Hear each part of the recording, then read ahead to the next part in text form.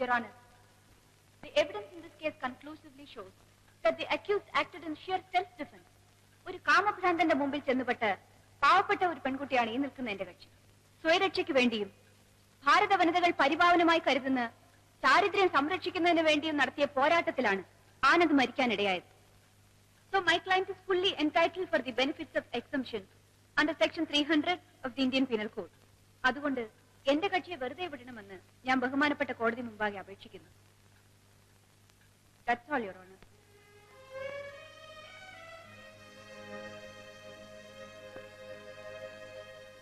What do you say, Mr. Prosecutor? Your Honor, I am surprised to hear the submissions of my learned friend that the accused has committed this crime just to protect her chastity.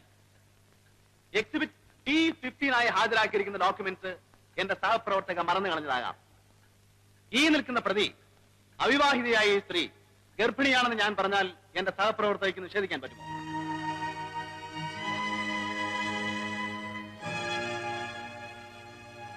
No, you can't. അവിവാഹിതയായ നിങ്ങൾക്കിപ്പോൾ 3 മാസം ഗർഭമുണ്ടെന്ന് ഞാൻ പറഞ്ഞാൽ നിങ്ങൾക്ക് നിഷേധിക്കാൻ പറ്റുമോ?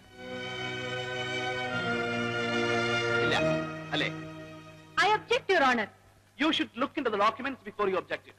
What documents are you referring to? Exhibit P15 medical certificate, Your Honor.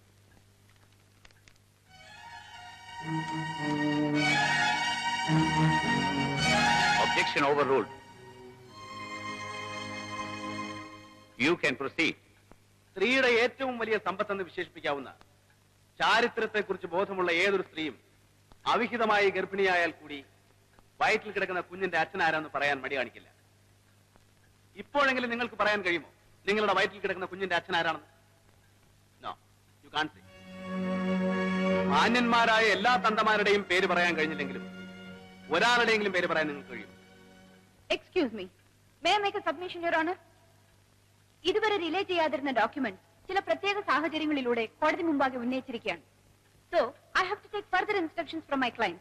They are arguing on the evidence already adduced. What do you say, Mr. Prosecutor? I have no objection, Your Honor, in my learned friend taking any number of instructions from her client.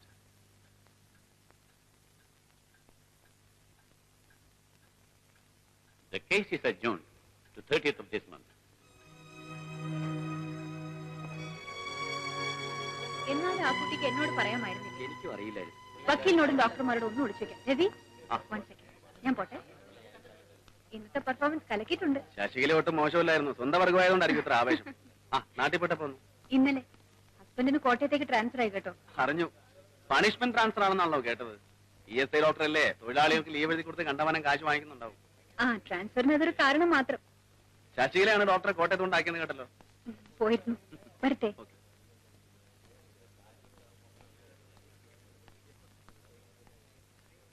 പണിക്കരെ, പണിക്കരെ, പണിക്കരെ,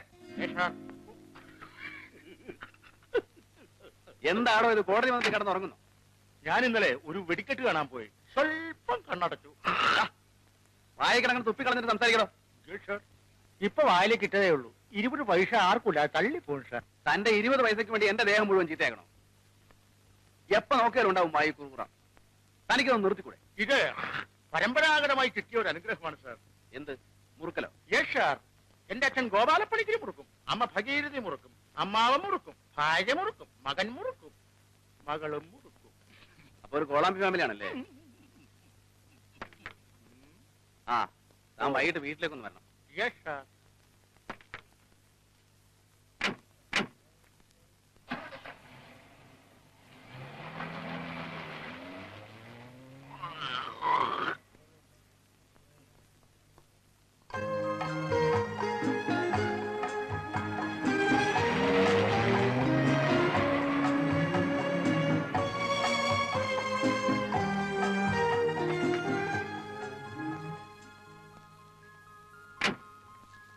good evening എന്ത് കുട്ടി?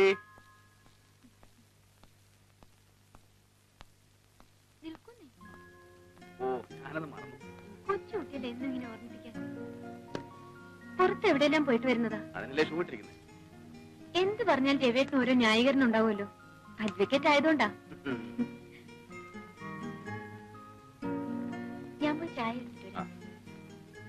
ആ എന്റെ കുട്ടി, ഇന്ന് നിന്റെ favourite singer ശ്രീദേവിയുടെ കേസിന്റെ argument ആയിരുന്നു. എന്നിട്ട് എന്റെ പെർഫോമൻസ് നീ ഒന്ന് കാണേണ്ടതായിരുന്നു.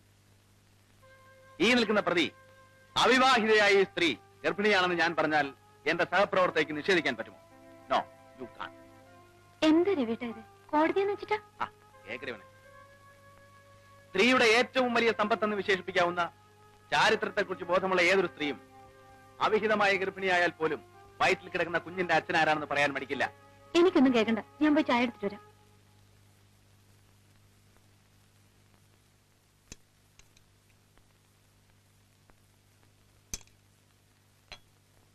ശ്രീദേവിയെ കുറിച്ച് രവിട്ടൻ പറയുന്നത് കേട്ടിട്ട് എനിക്ക് വിശ്വസിക്കാൻ തോന്നില്ല. ആ കുട്ടി നിരപരാധിയാണെന്നാ എന്റെ മനസ്സ് പറയുന്നത്. ഞാനൊരു പബ്ലിക് പ്രോസിക്യൂട്ടറാണ്. എന്റെ ജോലി ഞാൻ ചെയ്യും. നീ കോളേജിൽ പഠിക്കുമ്പോ ആ കുട്ടിയുടെ ഗാനമേള കേട്ടിട്ടുണ്ടെന്ന് വെച്ച് അവൾ ഇങ്ങനെ ഒന്നും ചെയ്യില്ല എന്ന് നിനക്ക് തെളിയിക്കാൻ പറ്റുമോ? നീ അവിരച്ച് വിളമ്പിക്കും. ശ്രീദേവിക്ക് സ്വന്തക്കാരും ബന്ധുക്കളുമായി ആരുമില്ല. അതുകൊണ്ടാണ് ഈ കേസ് ഞങ്ങൾ ട്രൂപ്പുകാർ തന്നെ ഏറ്റെടുത്ത് നടത്തുന്നത്. ആ കുട്ടി ഇങ്ങനെ ചെയ്യുമെന്ന് എനിക്ക് വിശ്വസിക്കാൻ കഴിയുന്നില്ല. അത്രയ്ക്ക് നല്ല സ്വഭാവമുള്ള പെൺകുട്ടിയാണ്. I agree. പക്ഷെ ഇനി പറഞ്ഞിട്ടെന്താ ഫലം? പ്രോസിക്യൂഷൻ അത്രയ്ക്ക് ശക്തമാണ്.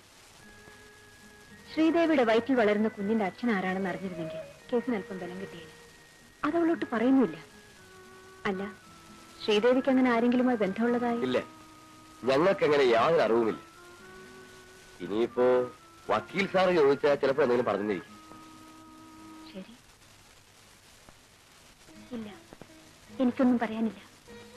പറയാനുള്ളതെല്ലാം ഞാൻ കോടതിയിൽ പറഞ്ഞതാണ്. ശ്രീദേവിക്ക് എന്താണ് സംഭവിച്ചത് എന്നോട് തുറന്നു പറയൂ. എന്നാൽ മാത്രമേ കേസിന് അല്പമെങ്കിലും ബലം കിട്ടുകയുള്ളൂ. ആരാണ് ശ്രീദേവിയുടെ വയറ്റിൽ കിടക്കുന്ന കുഞ്ഞിന്റെ അച്ഛൻ? Please tell me Sridevi.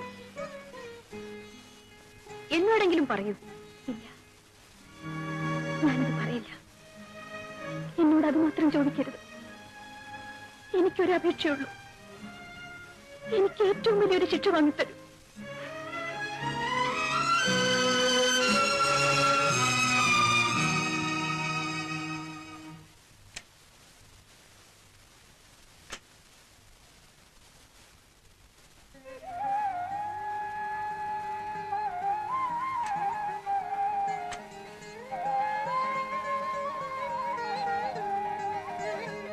ദൈവത്തിനുള്ളത് ദൈവത്തിനും സീസറിനുള്ളത് സീസറും എന്നല്ലേ പറയാറ്? Good morning sir. മണിക്കരെ, സാക്ഷികളോടെല്ലാം ഓഫീസിൽ വരാൻ പറഞ്ഞിട്ടുണ്ടോ? എന്ത് ചോദിച്ചാലും SR SR SR. ഇതെന്താ പോലീസ് സ്റ്റേഷനാണോ? Yes sir. ഞാൻ പണ്ട് പോലീസിലായിരുന്നല്ലോ. വർഷങ്ങളായിട്ടുള്ള ശീലം കൊണ്ട് നാം എപ്പോഴും അങ്ങനെയാ വഴങ്ങൂ.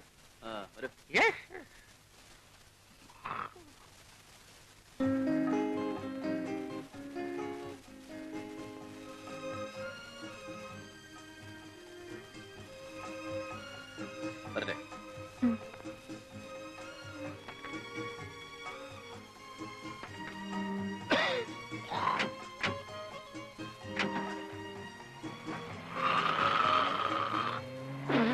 എന്താണോ ഇത്?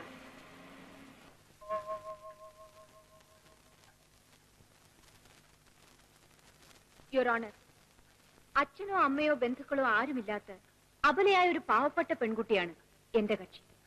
പ്രത്യേകിച്ച് സംഗീതത്തെ സ്നേഹിക്കുന്ന ഒരു കലോപാസകയും. അങ്ങനെയുള്ള ഈ പെണ്ണിന് ഒരിക്കലും ഒരാളെ കൊലപ്പെടുത്താൻ കഴിയില്ല. മദ്യപിച്ച് ലക്കില്ലാതെ തന്നെ അപമാനിക്കാൻ ശ്രമിച്ച ആനന്ദുമായിട്ടുള്ള സ്ട്രഗിളിങ്ങിനിടയിൽ ഷോക്കേറ്റ് വീണ് ചിറവ് ദേഹത്ത് കയറി സ്വയം മരിച്ചതാണ് ആനന്ദെന്ന് എനിക്ക് തീർത്തു പറയാൻ കഴിയും. I have nothing more to submit. Your honour, നല്ലവളായ നിരപരാധിയായ എന്റെ കക്ഷിയോട് ദയവുണ്ടാകണമെന്ന് മാത്രമേ ബഹുമാനപ്പെട്ട കോടതിയോട് എനിക്ക് അപേക്ഷിക്കാനുള്ളൂ. That's all your honour. ദയ, എന്ത് തെറ്റ് ചെയ്താലും നിർലോഭം ഉപയോഗിക്കാവുന്ന 2 പദങ്ങളുണ്ട് മലയാളത്തിൽ: ദയ, മാപ്പ്. ഒരു കൊലപാതകം ചെയ്ത ഈ സ്ത്രീക്ക് വേണ്ടിയും എന്റെ സഹപ്രവർത്തക ആവശ്യപ്പെടുന്നത് ദയാണ്. യുവർ ഓണർ, കലയുടെ പേരും പറഞ്ഞ് രാത്രിയും പകലുമില്ലാതെ അബദ്ധസഞ്ചാരം നടത്തുന്ന ഈ സ്ത്രീയെ നല്ലവളായിട്ട് ചിത്രീകരിക്കാൻ എന്റെ സഹപ്രവർത്തകയ്ക്ക് വളരെയേറെ ബുദ്ധിമുട്ടേണ്ടി വന്നു. നല്ലവൾ എന്നാൽ സ്വഭാവശുദ്ധിയുള്ളവൾ എന്നാണ് അർത്ഥമെന്നത് എന്റെ സഹപ്രവർത്തകയ്ക്ക് അറിഞ്ഞുകൂടായിരിക്കാം. പിതാവ് ആരാണെന്നറിയാതെ ഒരു കുഞ്ഞിനെ ഗർഭത്തിൽ ചുമക്കുന്ന ഈ സ്ത്രീയെ എങ്ങനെ നല്ലവളെന്ന് വിശ്വസിക്കാൻ കഴിയും? ഈ നഗ്നമായ സത്യം ഒന്നുകൊണ്ട് തന്നെ കലയുടെ മറവിൽ വ്യഭിചാരം നടത്തിയിരുന്ന ഒരു സ്ത്രീയാണ് പ്രതി എന്നുള്ളത് സ്പഷ്ടമാണ്.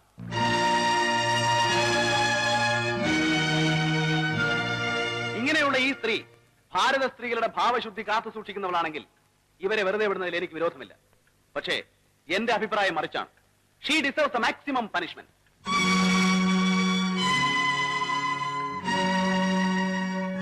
That's all, Your Honor.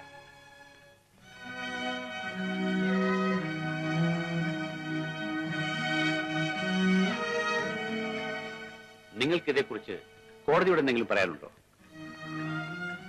ബഹുമാനപ്പെട്ട കോടതിക്ക് ദയവുണ്ടായി എന്നെ തൂക്കിക്കൊല്ലാൻ വിധിക്കണമെന്ന അപേക്ഷ എനിക്കുള്ളൂ.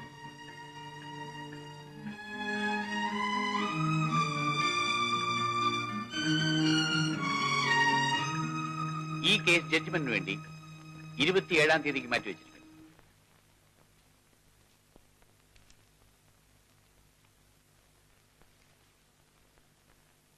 ശ്രീദേവിക്ക് ശിക്ഷ കിട്ടുമോ രവിട്ട? കുറ്റം ചെയ്താൽ പിന്നെ ശിക്ഷ കിട്ടില്ലേ? സത്യത്തിൽ ആ കുട്ടിയെ വെറുതെ വിടേണ്ടതാട്ടോ. കൊലപാതകം ചെയ്തിട്ടോ? മാനം രക്ഷിക്കാൻ വേണ്ടി പെട്ടെന്ന് അങ്ങനെ സംഭവിച്ചതാവും. മാനം രക്ഷിക്കാൻ വേണ്ടിയാണെങ്കിൽ തന്ത ആരാണെന്ന് അറിയാത്ത ഒരു കുഞ്ഞിനെ അവളെ ഗർഭം ധരിക്കൂ. She's carrying 3 months. എന്തോ പറഞ്ഞു കേട്ടിടത്തോളം ആ കുട്ടി നിരപരാധിയാകാനാണ് സാധ്യത. രവിയേട്ടൻ എന്തിനാ ഈ വക കേസെല്ലാം ഏറ്റെടുക്കുന്നത്? കൊള്ളാമല്ലോ. എന്റെ പൊന്നുമോളെ, ഞാനൊരു സർക്കാർ വക്കീല. പ്രതികളോടൊക്കെ അനുകമ്പ് കാണിക്കാൻ പോയാലേ നമ്മുടെ കഞ്ഞൂടി മുട്ടും. എന്നാലും രവിയേട്ട, നീ ഒന്നും മിണ്ടാതിരിക്കുന്നുണ്ടോ? എന്നെ കൊണ്ട് ജോലിയൊന്നും ചെയ്യിക്കില്ലെന്ന് വെച്ചാ വെറുതെ ഓരോന്ന് ചോദിച്ചിട്ടുണ്ട്. വന്നു കിടന്ന് ഉറങ്ങാൻ നോക്കും. ഞാൻ എന്ത് പറഞ്ഞാലും രവിയേട്ടന് ദേഷ്യോ? ശ്രീദേവിയുടെ സ്ഥാനത്ത് ഞാനായിരുന്നെങ്കിൽ രവിയേട്ടൻ ഈ കേസ് വാദിക്കുമായിരുന്നു. നീ വേണ്ടാത്തൊന്നും ആലോചിക്കാതെ കിടന്നുറങ്ങാൻ നോക്ക്.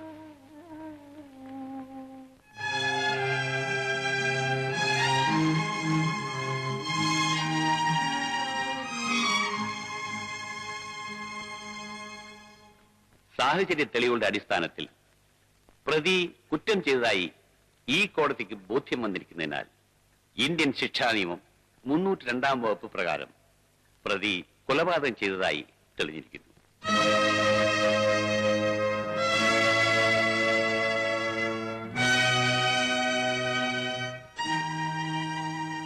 പ്രതി കുറ്റക്കാരിയാണെങ്കിലും പ്രതി കുറ്റം ചെയ്യാനിടയാക്കിയ സാഹചര്യങ്ങളും പ്രതി ഗർഭിണിയാണെന്നുള്ള വസ്തുതയും കണക്കിലെടുത്ത് പ്രതിയെ 7 വർഷം സാധാരണ തടവിന് ശിക്ഷിച്ചിരിക്കുന്നു.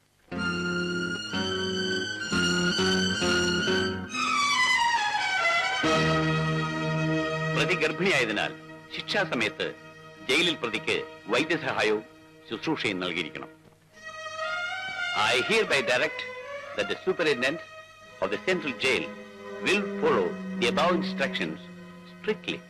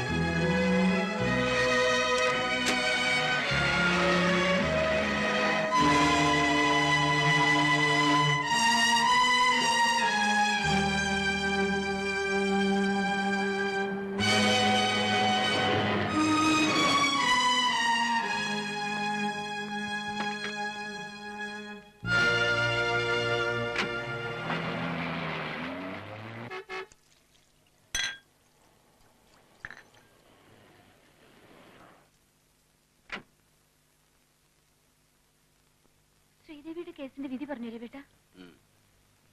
ആ കുട്ടി വെറുതെ വിട്ടോ? ഇല്ല, 7 വർഷം ശിക്ഷിച്ചു. അയ്യോ പാവം, ആ കുട്ടിയെ ജയിലിലേക്ക് കൊണ്ടുപോയി രവിട്ട. നിനക്ക് ഇതേക്കുറിച്ചല്ലാതെ വേറെ ഒന്നിനെ കുറിച്ചും ചോദിക്കാനില്ലേ?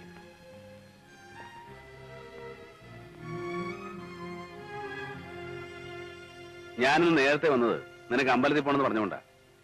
ഫ്രണ്ട്സ് എല്ലാം കൂടി ഒരു പാർട്ടിക്ക് ക്ഷണിച്ചതാ. പിന്നെ ഞാൻ ആൾസോക്ക് അടിച്ചെന്നെ വരത്തുള്ളായിരുന്നു. ആ പാവം പെൺകുട്ടിയെ 7 വർഷം ശിക്ഷിച്ചതിന്റെ ആഘോഷത്തിനായിരിക്കും. കഷ്ടമുണ്ട് രവിയേട്ട. നിങ്ങൾ വക്കീലന്മാർക്ക് യാതൊരു സെന്റിമെന്റ്സും ഇല്ല. ഞങ്ങൾ വക്കീലന്മാർക്ക് ഒരൊറ്റ സെന്റിമെന്റ്സേ ഉള്ളൂ, അവരവരുടെ ഭാര്യ, കുട്ടികൾ, കുടുംബം. എന്നാൽ ഈ വക്കീൽ പണി അത്ര നല്ല ജോലിയൊന്നുമല്ല. നിരപരാധിയാണ് ശിക്ഷിക്കപ്പെടുന്നെങ്കിൽ ആ ശാപം രവിയേട്ടനല്ലേ കിട്ടൂ. പിന്നെ വല്ല നാട്ടിൻപുറത്തുള്ള വാദ്യന്മാരോ വല്ല മൃഗഡോക്ടർമാരോ ആരെങ്കിലും കെട്ടേണ്ടിരുന്നത്. എന്നധികം കളിയാക്കൊന്നും വേണ്ട കേട്ടോ. എന്റെ പൊന്ന് എന്ത് കുട്ടി, നമുക്ക് ഇതൊക്കെ നോക്കിയാൽ ജീവിക്കാൻ പറ്റുമോ? വാ, അമ്പലത്തിൽ പോണ്ടേ.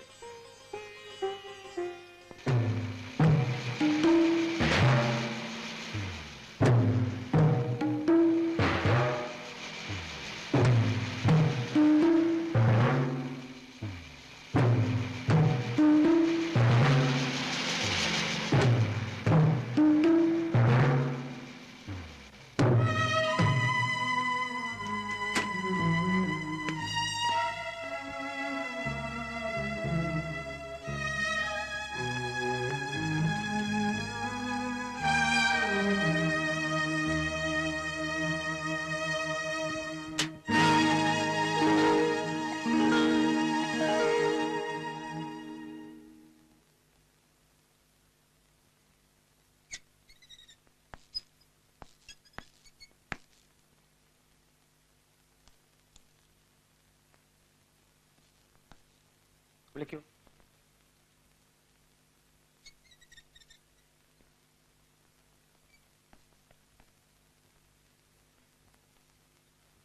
എന്താ പേര്? ശ്രീദേവി. ഗർഭിണിയാണല്ലേ?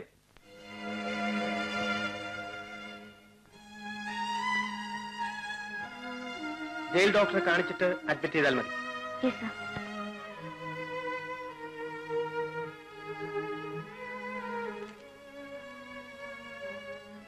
പൊയ്ക്കോളൂ. Sir, you can go.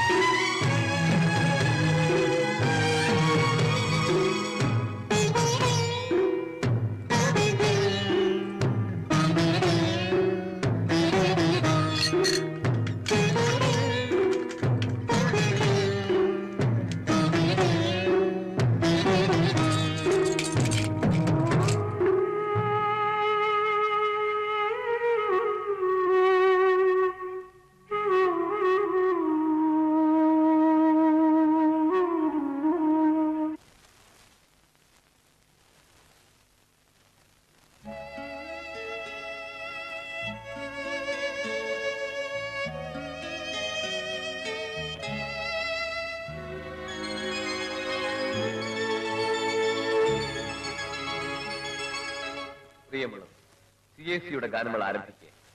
ആദ്യമായി ഇനി എത്ര രാഗങ്ങൾ എന്ന ചിത്രത്തിലെ ഒരു ഗാനം പാടുന്നത് ശ്രീദേവി.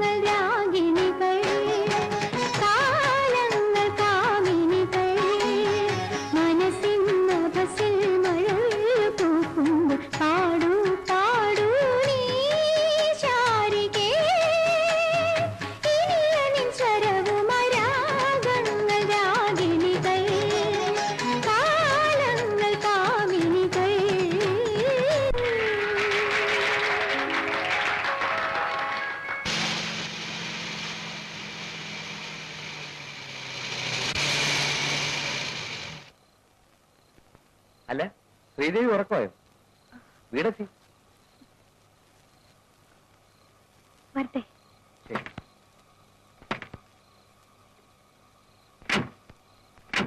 ഒറ്റയ്ക്ക് പോകണ്ട, ഞാൻ കൊണ്ട് മാറ്റാം. വേണ്ട, ഞാൻ പൊയ്ക്കോളാം.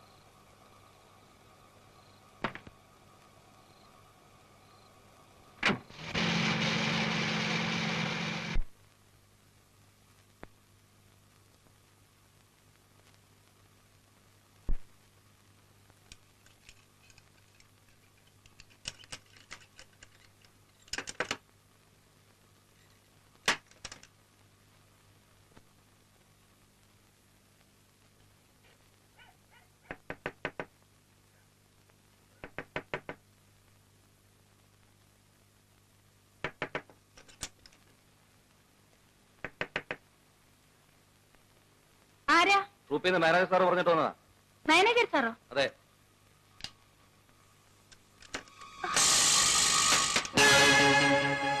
നിങ്ങളോ? എന്തായി പാതിരാത്രിയിൽ? എന്നെ തീരെ പ്രതീക്ഷിച്ചില്ലല്ലേ? ട്രൂപ്പ് മാനേജറുടെ പേര് പറഞ്ഞാലേ വാതിൽ തുറക്കൂന്ന് എനിക്കറിയാം. ഒരു ചെറിയ കള്ളം പറയേണ്ടി വന്നു. നിങ്ങൾ എന്തിനാണ് ഇപ്പോൾ ഇങ്ങോട്ട് വന്നത്?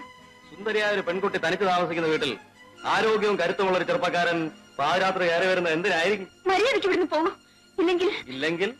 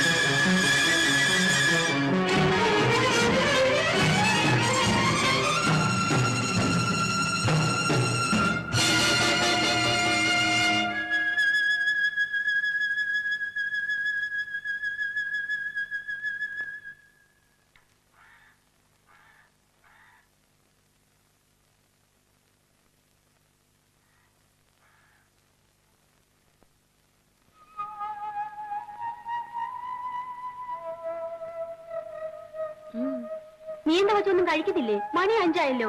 ആദ്യമൊക്കെ ഇങ്ങനെയാ, 1-2 ദിവസത്തേക്ക് ഒന്നും കഴിക്കാൻ തോന്നൂല. പിന്നെ കൈ കിട്ടുന്നൊക്കെ വാരി വലിച്ചു തിന്നോളൂ. എന്താ അവിടെ? ഒന്നുമില്ല. മതി മതി പോ.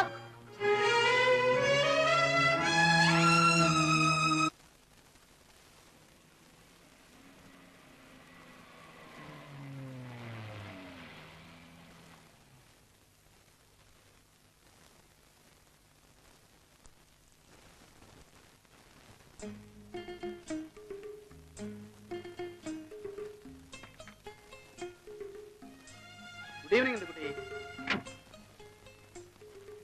എന്താ വീട്ട് എന്ന് ലേറ്റായി? ഉച്ചയ്ക്ക് ഫോൺ ചെയ്യാന്ന് പറഞ്ഞിട്ട് എന്താ വിളിക്കായിരുന്നത്? ഉച്ചയ്ക്ക് വേറെ എവിടെയെങ്കിലും പോയിരുന്നോ? എന്ത് ചോദിച്ചാലും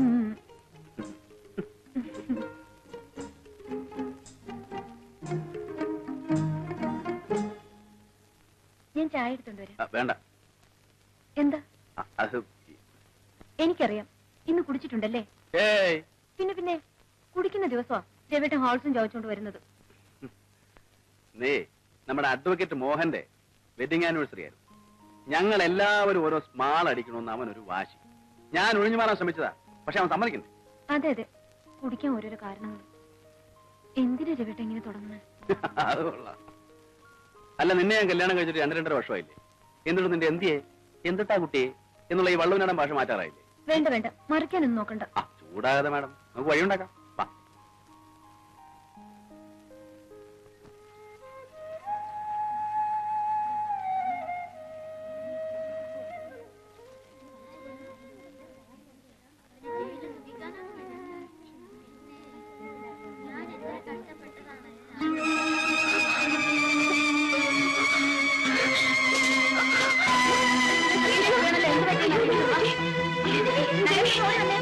എല്ലാരും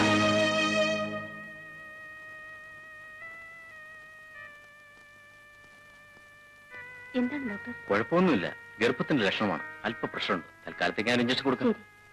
ആ, ഇവരെല്ലാം വേഗം വാർഡിലേക്ക് കൊണ്ടു പോണോ? പറഞ്ഞു പോലും എന്താണെന്നൊന്ന് പറഞ്ഞും കൂടെ ഇല്ല.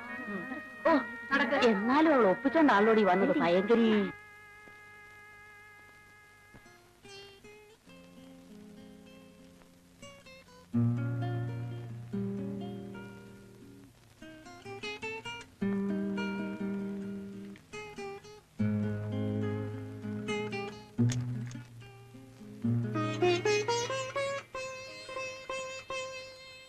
പിന്നെ പഴയ പോലെ ഓടിച്ചാടി നടന്ന ശരീരം ഒന്നും അളക്കരുത്.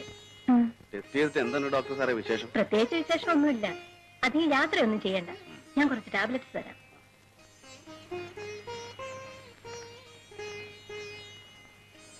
അപ്പോഴേ എന്താ ഡോക്ടർ സൂക്ഷിക്കണമെന്ന് പറഞ്ഞു? ചുമ്മാ ഇരിക്കും കേട്ടോ.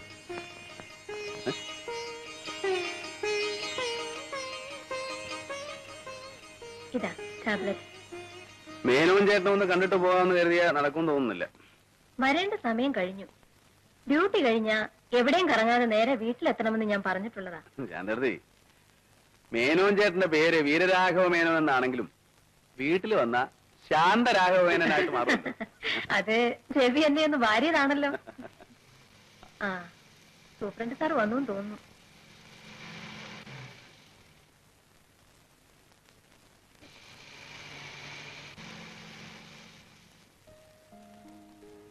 അല്ല, ഇതാര്? നിങ്ങളെപ്പോ വന്നു? ഞങ്ങൾ വന്നിട്ട് കുറെ നേരമായി. മേനോൻ ചേട്ടനെ കണ്ടു പോകാന്ന് കരുതി. ഇവർ കാപ്പ് കൊടുത്തു ശാന്തം? അതൊക്കെ എപ്പോഴേ കഴിഞ്ഞു. പോട്ടെ എടുത്തി. പറഞ്ഞതൊക്കെ മറക്കരുത്. മരുന്ന് മുടങ്ങാതെ കഴിക്കണം. വരട്ടെ. ഓക്കെ. വരട്ടെ. നിങ്ങളോട് വാങ്ങിക്കാൻ പറഞ്ഞ സാധനങ്ങളൊക്കെ വാങ്ങിച്ചോ? അതെങ്ങനെ വാങ്ങിക്കാനാ? കാലത്ത് ചെന്നപ്പോ മുതലേ ഏടാകൂടങ്ങളാ. അവിടെ ജോലിയില്ലാതെ നിൽക്കുന്ന എത്രയോ പോലീസുകാരുണ്ട്. അവരെ ആരെ കൊണ്ടെങ്കിലും വാങ്ങിപ്പിക്കാമായിരുന്നില്ലേ? അവന്മാരെ അയച്ചാ ഒത്തിരി മുതലാവും. കൊടുത്തയക്കുന്നതിന്റെ പകുതി അവന്മാര് കത്തും. അതിലും ഭേദം അവിടെ കിടക്കുന്ന ഏതെങ്കിലും കള്ളന്മാരെ അയക്കുന്ന. അവന്മാരാകുമ്പം ഈ പോലീസുകാരെ പോലെ നക്കാപ്പിച്ച കാശ് മോഷ്ടിക്കല. അതെങ്ങനെയാ? നിങ്ങളൊക്കെ അല്ലേ മാർഗദർശികള്. പോകാൻ രവിട്ട, സമയം ഒരുപാടായി.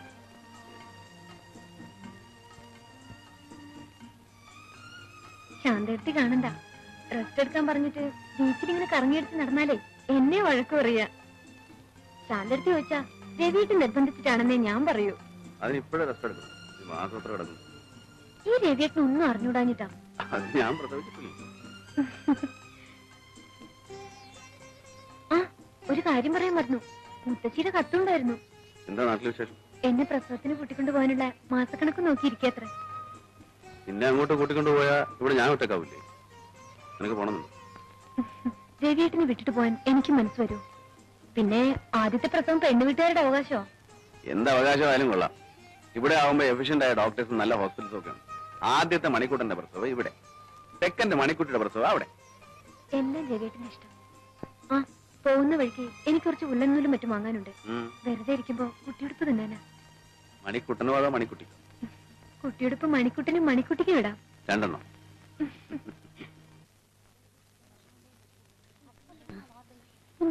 വണ്ണം കുറയുന്നില്ലല്ലോ. അതെങ്ങനെ പറയാനാ? നമ്മുടെ റേഷനല്ലേ തിന്നുന്ന. ഒരു പുതിയ സാധനം വരുന്നുണ്ട്.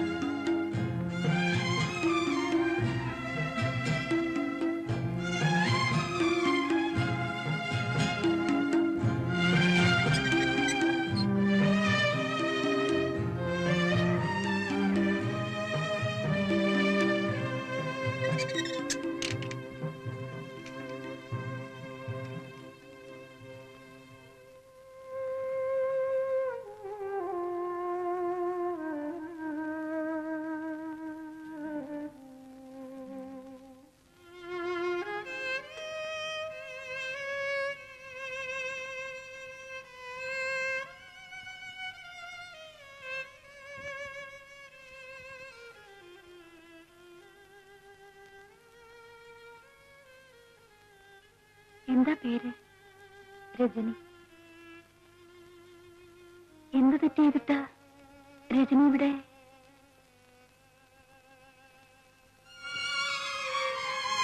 എന്താ ഇവിടെ? പോയി ജോലി.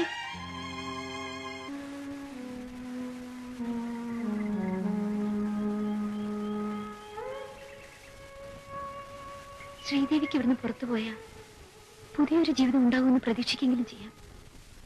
പക്ഷേ എനിക്ക്, രജനിക്ക് എത്ര വർഷത്തെ ശിക്ഷ? ഒരു നിമിഷത്തെ ശിക്ഷ. മനസ്സിലായില്ലല്ലേ? ശിക്ഷകളിൽ ഏറ്റവും വലിയ ശിക്ഷ വധശിക്ഷ. തൂക്കുമരവും കാത്തുകിടക്കുന്ന കൊലയാളിയാണ് ഞാനിന്ന്. ഇരട്ട കൊലപാതകം. തൂക്കിക്കൊല്ലുന്നതിന് മുമ്പുള്ള വിശ്രമ സമയമാണ് എനിക്കിപ്പോ. ഒരു കണക്കിന് ജീവപര്യന്തത്തേക്കാൾ സുഖമുള്ള ശിക്ഷയാണ് വധശിക്ഷ. വർഷങ്ങളോളം ഇരുമ്പഴികൾക്കുള്ളിൽ കിടന്ന് ആത്മപീഡനം അനുഭവിക്കേണ്ടത്. ഇനി 5 മാസം 5 ദിവസം. സെപ്റ്റംബർ 15-ാം തീയതി വ്യാഴാഴ്ച രാവിലെ എന്റെ കഴുത്തിൽ ഒരു നിമിഷം കൊണ്ടുള്ള സുഖകരമായ മരണം.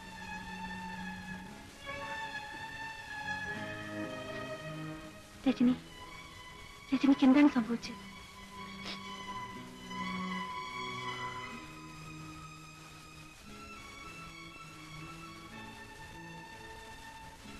ഞാൻ എന്റെ ഭർത്താവിനെയും രണ്ടാനമ്മയെയും വെട്ടിക്കൊന്നു.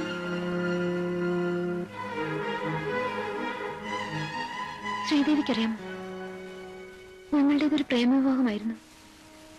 നീണ്ട 5 വർഷത്തെ ദൈവികമായ പ്രേമത്തിന് ശേഷമാണ് ഞങ്ങൾ വിവാഹിതരായത്. മകളുടെ ഭർത്താവിന് സ്വന്തം മകനായി ഭാര്യയുടെ അമ്മയെ സ്വന്തം അമ്മയെയും കരുതണമെന്നല്ലേ നമ്മുടെ ആചാരം.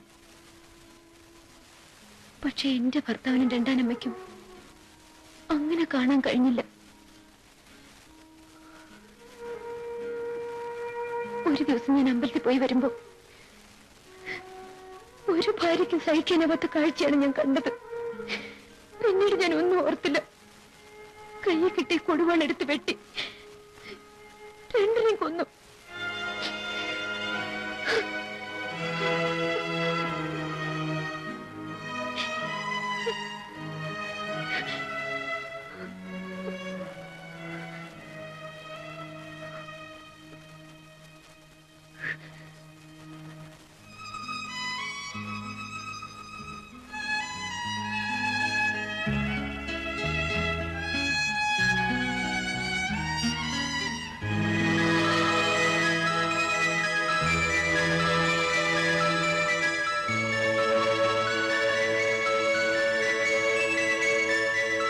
എന്റെ ഉയിരായി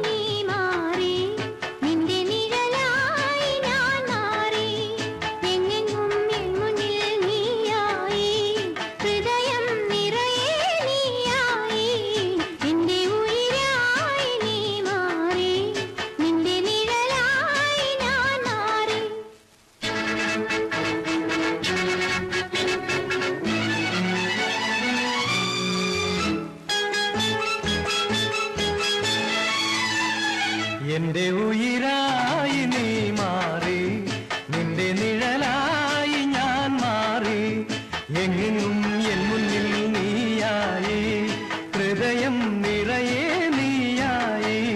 നിന്റെ ഉയിരായി നീ മാറി, നിന്റെ നിഴലായി ഞാൻ മാറി.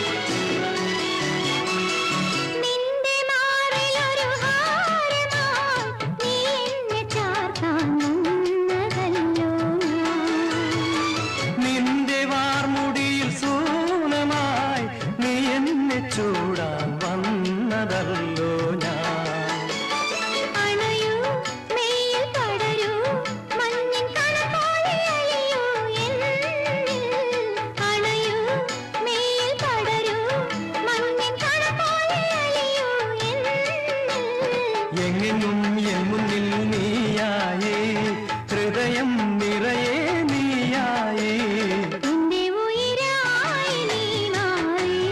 നിന്റെ നിഴലായി ഞാൻ മാറി ഹൃദയം നിറയെ നീയായി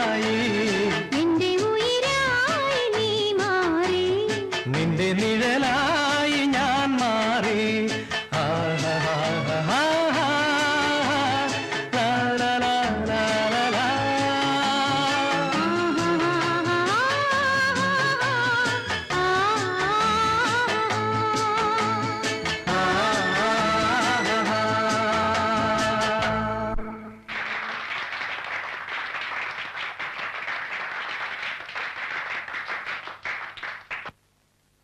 തന്റെ പാട്ട് ഇന്നലെ വളരെ മോശമായി.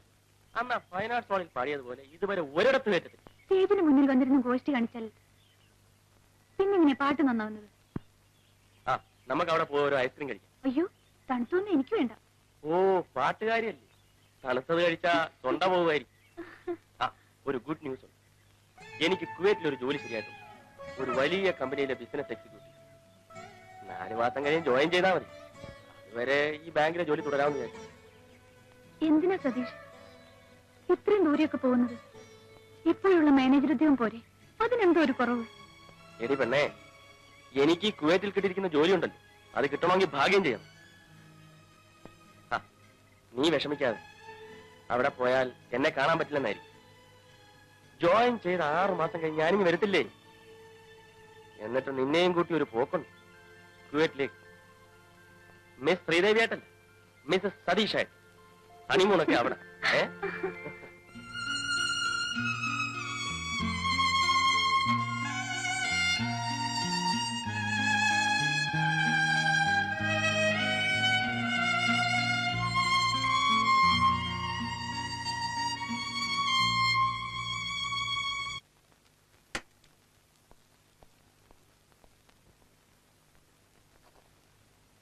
എന്റെ വാച്ച് എവിടെ?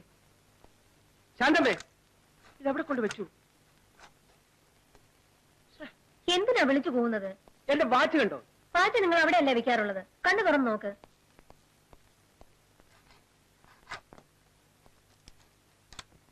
എന്റെ പേഴ്സും കാണുന്നില്ലല്ലോ. അയ്യോ, എന്റെ വാച്ചും കാണുന്നില്ല, ഹാൻഡ് ബാഗും ഇല്ല. ഇന്നലെ ശമ്പളം വാങ്ങിച്ച മുഴുവൻ രൂപയും അതിലുണ്ടായിരുന്നു. എന്റെ ബാഗിലും ഉണ്ടായിരുന്ന രൂപ. ഇത് ആരെടുക്കാൻ? അയ്യോ, നീ ഇത് കണ്ടോ?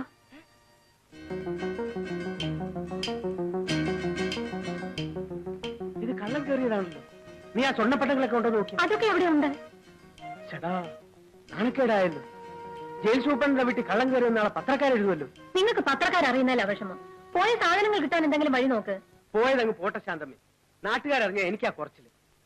അല്ല, കക്കാൻ വന്നവൻ വീട്ടിന്റെ മുമ്പിൽ എഴുതി വെച്ചിരുന്ന ജയിൽ സൂപ്രണ്ടെന്ന നെയിം ബോർഡ് കണ്ടു കാണില്ല. കണ്ടെങ്കിൽ അവൻ കയറില്ലായിരുന്നു. പിന്നെ കക്കാൻ വരുന്നവൻ നെയിം ബോർഡ് നോക്കിയിട്ടല്ലേ വരുന്നത്. നാണക്കേടും പറഞ്ഞിരുന്നിട്ട് കാര്യമില്ല. നിങ്ങൾ ആ സ്റ്റേഷനിലേക്ക് വിളിച്ചു പറഞ്ഞേ. ശരി.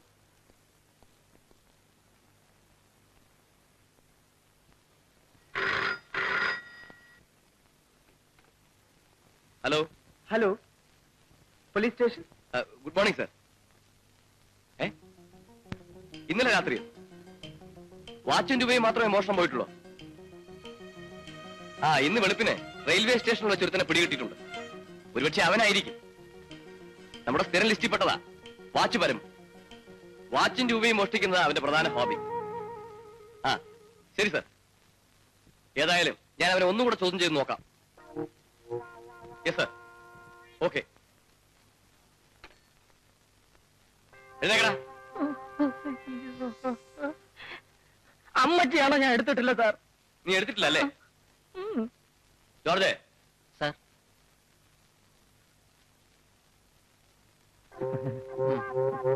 ഇവിടെ നീങ്ങിക്കടാ.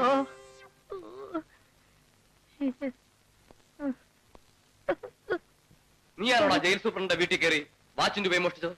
ഇല്ല സാർ, സാറാണ് സത്യം. ഇല്ല സാർ, എനിക്കെന്തിനാ സാർ വാച്ച്? എനിക്കെന്തിനാ സാർ രൂപ? ഞാൻ വെറും ഒരു പാമരനാം പാന്തൻ. ഇവനെ ശരിക്ക് ചോദ്യം ചെയ്തില്ലേ? ഇവനെ നിങ്ങൾ ശരിക്ക് പെരുമാറിയത് സാർ. എന്നിട്ട് ഇവൻ എടുത്തിട്ടില്ലെന്നാ പറയുന്നത്. ആ. അയ്യോ നീ സത്യം പറയില്ലടാ. അയ്യോ അങ്ങനെ ഒരു പിടിഭാഷ എനിക്കില്ല സാർ. ഏത് സത്യവും ഞാൻ പറഞ്ഞു വരുമ്പോ കളവായി പോകും.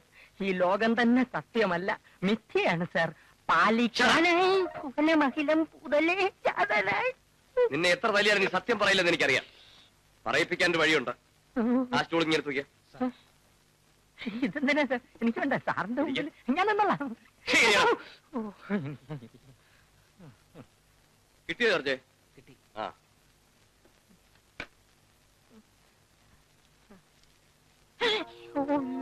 നിന്നെ കൊണ്ട് സത്യം പറയിപ്പിക്കാൻ 30 രൂപയുടെ ചെലവേ എനിക്കുള്ളൂ.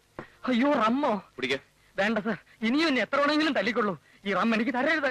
ഇവൻ അകത്താക്കിയ സത്യം പറഞ്ഞ് ഞാനും അകത്തായി പോവും. കുടിക്കടാ.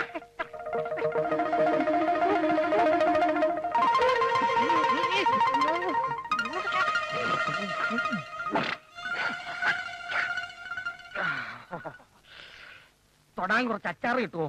നിന്റെ അച്ചാർ ബാക്കിയുള്ള കുടിക്കണം.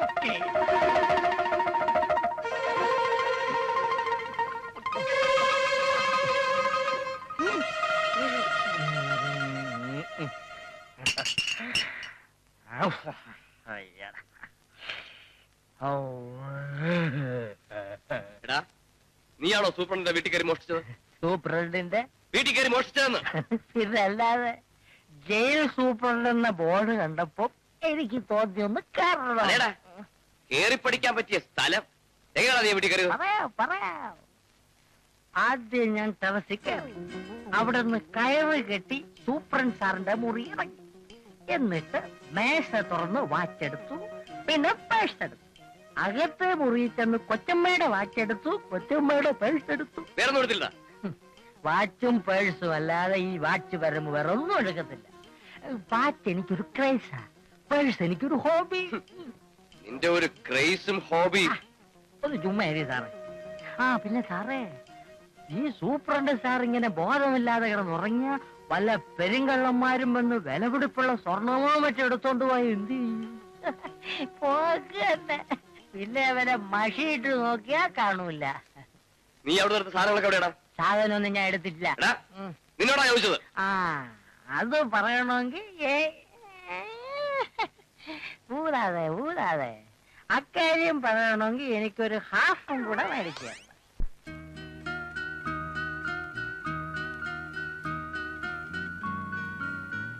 ബോഡി വളരെ വീക്കാണ്. ജനറൽ ഹോസ്പിറ്റലിൽ അഡ്മിറ്റ് ചെയ്യാൻ ഞാൻ സൂപ്പറിനോട് പറയാം.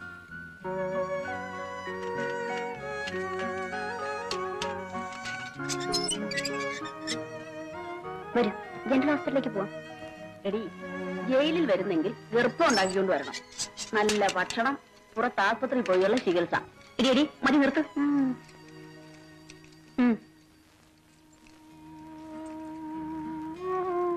എടി, നമ്മൾ ഓരോ ഗർഭം ഉണ്ടാക്കിക്കൊണ്ട് വന്നിരുന്നെങ്കിൽ നമുക്കും പുറത്തു പോയി ചുറ്റിക്കറങ്ങാമായിരുന്നു. അത് നേരത്തെ ആലോചിക്കണമായിരുന്നു.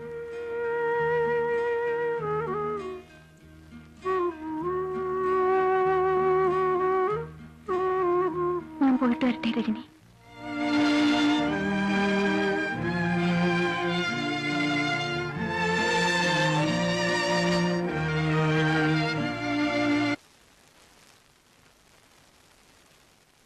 ഈ ക്യാപ്സൂൾസും ടോണിക്കും കഴിക്കണം. ഒരാഴ്ച മുടങ്ങാതെ ഇഞ്ചക്ഷനും എടുക്കണം. എന്നും ഇഞ്ചക്ഷൻ എടുക്കാൻ ഇന്ദുവിന്റെ കൂടെ രവിക്ക് വരാൻ പറ്റുമോ? ഹിന്ദു കല്യാണിയമ്മയും കൂട്ടി വന്നോളൂ. ഭാര്യമാര് ഗർഭിണിയായ ഭർത്താക്കന്മാർക്ക് ജോലിയായി. ഫസ്റ്റ് ഡെലിവറിക്കേ ഉള്ളൂ ഭർത്താക്കന്മാർക്ക് ടെൻഷൻ. അത് കഴിഞ്ഞാ പിന്നെ റൊട്ടീൻ ആയിക്കൊള്ളൂ. അപ്പൊ ഞങ്ങൾ ഇറങ്ങട്ടെ.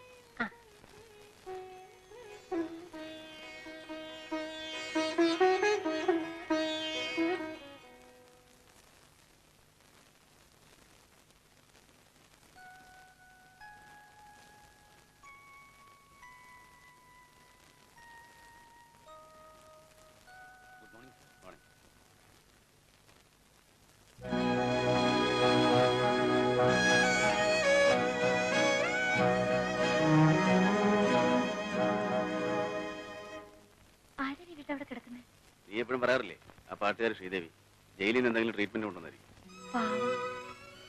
നമുക്കൊന്ന് പോയി കണ്ടിട്ട് എന്തിനാ ഇന്ദു വെറുതെ ആവശ്യമില്ലാതെ? ഒരു മിനിറ്റ് ഇപ്പൊ വരാന്നേ. ആ നീ പോട്ടോ, ഞാൻ ഇവിടെ ചെൽ. ആരാ? ഞാൻ ഈ കുട്ടിയൊന്ന് കാണാൻ വന്നതാ.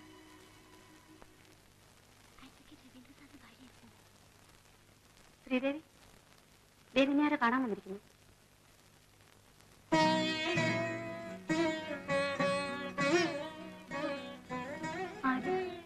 എന്റെ പേര് ഇന്ദു. ഞാൻ ഡോക്ടർ ശാന്തേടത്തി ഒന്ന് കാണാൻ വന്നതാ. ശ്രീദേവി എന്നല്ല പേര്. അതെ. എങ്ങനെ അറിയാം? എനിക്കറിയാം. എന്താ അസുഖം?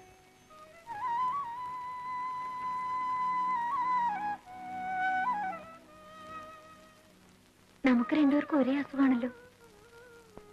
ഇതെത്ര മാസം? 7. എനിക്ക് 5-ാം മാസമാണ്. ഞാൻ പോട്ടെ ശ്രീദേവി.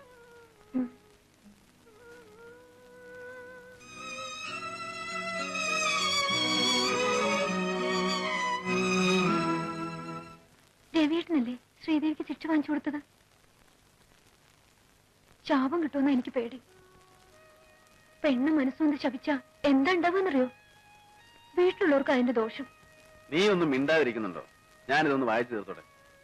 രാത്രി കുറച്ചു നേരം എന്തെങ്കിലും വിശേഷം പറയാൻ രവിയേട്ടന് കിട്ടും. അപ്പൊ എന്തെങ്കിലും വായിച്ചുകൊണ്ടിരിക്കും. ഇങ്ങോട്ടാ. ഞാൻ പറഞ്ഞതുവല്ലോ രവിയേട്ടൻ ശ്രദ്ധിച്ചോ? എന്ത് ശ്രദ്ധിക്കാൻ? നിനക്ക് ആപ്പടെ ഒരു സബ്ജക്റ്റിലേ ഉള്ളൂ. ഹോസ്പിറ്റലിൽ വെച്ചാ പെണ്ണെ കാണിച്ചു തരാൻ പോയത് അബദ്ധമായി. ആ കുട്ടിയെ കണ്ടാലറിയാം നിരപരാധിയാണെന്ന്. നാളെ ഞാൻ ആശുപത്രി പോകുമ്പോ ആ കുട്ടിക്ക് എന്തെങ്കിലും വാങ്ങിച്ചു കൊടുക്കും. ചേടാ, ഞാൻ കേസ് വാദിച്ച് ശിക്ഷ വാങ്ങി കൊടുക്കുന്ന പെണ്ണുങ്ങളെയല്ലേ എന്റെ ഭാര്യ പോയി കാണുക, കുശലം പറയുക, അവർക്ക് വേണ്ട സഹായങ്ങൾ എത്തിച്ചു കൊടുക്കുക. നല്ല ഏർപ്പാടാണല്ലോ. നിനക്ക് ആ പെണ്ണിന്റെ ഗാർഡിയൻഷിപ്പ് ഏറ്റെടുക്കാനുള്ള വല്ല പരിപാടിയുണ്ടോ?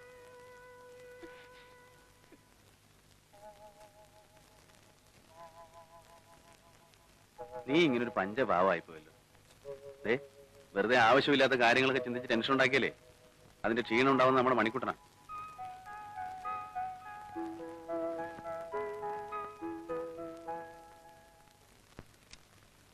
ഇന്ദു, ഞാൻ ഇറങ്ങുന്നു. ഇന്ന് രവിയേട്ടൻ എല്ലാം മറന്നു. ഗുരുവായൂരപ്പനെ തൊഴുന്ന കാര്യം മറന്നില്ലേ? ആ, കോടതിയിൽ പോകാനുള്ള തിരക്കൊണ്ടാണ് ഗുരുവായൂരപ്പനെ മറന്നതെന്ന് മൂപ്പർക്ക് മനസ്സിലാവും. പക്ഷെ എന്നെ ഇന്ദുക്കുട്ടിക്ക് മാത്രം മനസ്സിലാവും. ആ, മനസ്സിലാവില്ല. ഇതൊക്കെ പറഞ്ഞു ജയിക്കേണ്ട കാര്യങ്ങളല്ല. സോറി.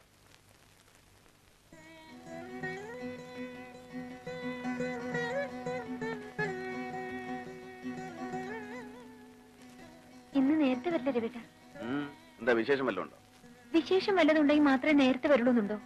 അല്ല, മുത്തശ്ശിയുടെ പിറന്നാളാണെന്ന്, മുത്തശ്ശന്റെ ശ്രാദ്ധമാണെന്ന് നോക്കി ഇടയ്ക്ക് ഇന്ദുക്കുട്ടി പറയാറില്ലേ? അതുപോലെ വല്ലതുമാണെന്ന് അറിയാൻ ചോദിച്ചത്. അതൊന്നുമല്ല. വൈകിട്ട് നമുക്കൊന്ന് അമ്പലത്തിലൊന്ന് പോണം. എന്താ പ്രത്യേകിച്ച്? അതൊക്കെ വൈകുന്നേരം വന്നിട്ട് പറയാം. ഓ, സസ്പെൻസ് ആണല്ലേ.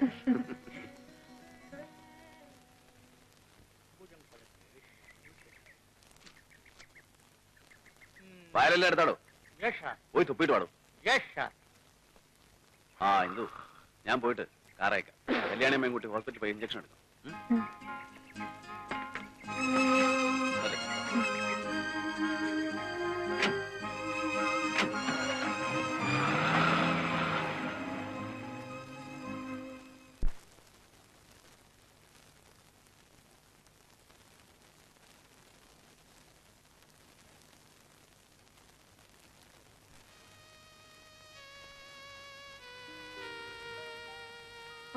കല്യാണിമേ, ശാന്തടുത്തി മുറിയിലുണ്ടോ നോക്കിയേ. ഞാനിപ്പോ വരാം.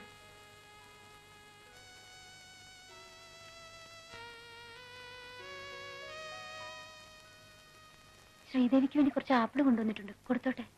പുറത്തുനിന്ന് കൊണ്ടുവരുന്ന സാധനങ്ങളൊന്നും കൊടുക്കാൻ പാടില്ലെന്ന് നിയമം. ശരി, കൊടുത്തോളൂ. എന്തിനാ ഇതെല്ലാം? ആപ്പിൾ കഴിക്കാൻ പാടില്ലെന്ന് ഡോക്ടർ പറഞ്ഞിട്ടൊന്നുമില്ലല്ലോ. ആരാണെന്ന് എനിക്ക് മനസ്സിലായില്ല. എന്നോട് ഇത്രയും സ്നേഹം കാണിക്കാൻ നിങ്ങളുടെ സഹോദരിയാണെന്ന് കരുതിയാൽ മതി. ഞാനിവിടെ സാധാരണ കിടക്കുന്ന രോഗിയെ പോലെയല്ല. 7 വർഷം ജയിൽ ശിക്ഷയ്ക്ക് വിധിക്കപ്പെട്ട തടവുകാരിയാണ്. എല്ലാം എനിക്കറിയാം.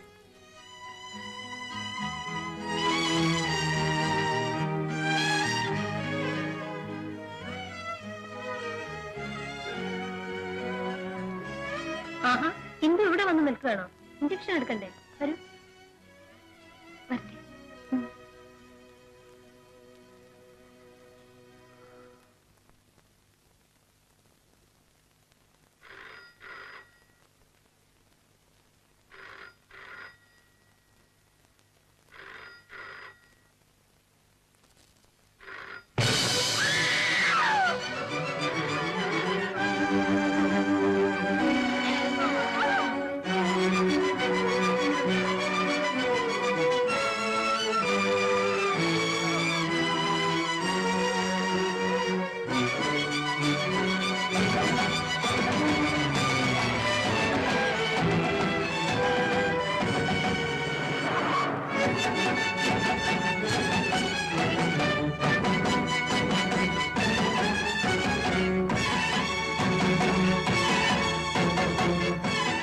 ചേച്ചി എന്റെ എന്തു പറ്റി പറയൂ ചേച്ചി.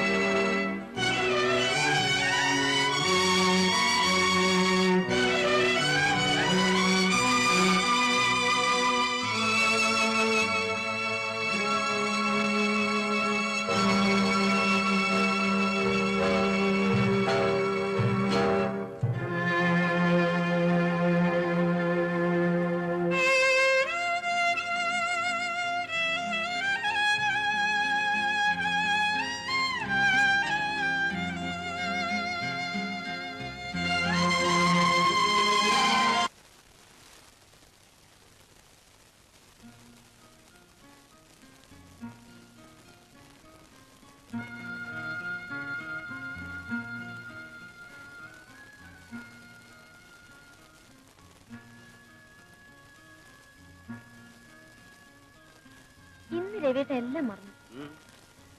ഗുരുവായൂരപ്പനെ തൊഴുന്ന കാര്യം മറന്നില്ലേ? കോടതിയിൽ പോകാനുള്ള തിരക്കുകൊണ്ടാണ് ഗുരുവായൂരപ്പനെ മറന്നതെന്ന് മൂപ്പർക്ക് മനസ്സിലാവും. പക്ഷെ എന്റെ എന്തുകുട്ടിക്ക് മാത്രം മനസ്സിലാവില്ല. ആ, മനസ്സിലാവില്ല. ഇതൊക്കെ പറഞ്ഞു ജയിക്കേണ്ട കാര്യങ്ങളല്ല.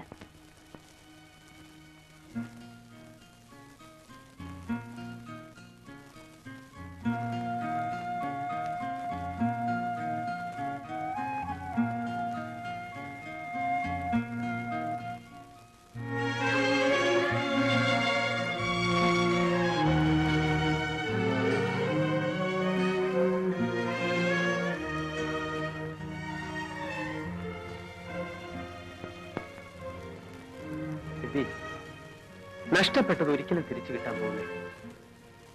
ഈശ്വരന്റെ കൽപ്പനകൾ അനുസരിച്ചല്ലേ പറ്റൂ. എഴുന്നേറ്റ് ചെന്ന് കുളിച്ച വല്ലതും കഴിക്കാൻ നോക്ക്. എത്ര ദിവസമെന്ന് വെച്ചാ ഇങ്ങനെ ഇരിക്കുന്നേ? എഴുന്നേക്ക് രവി.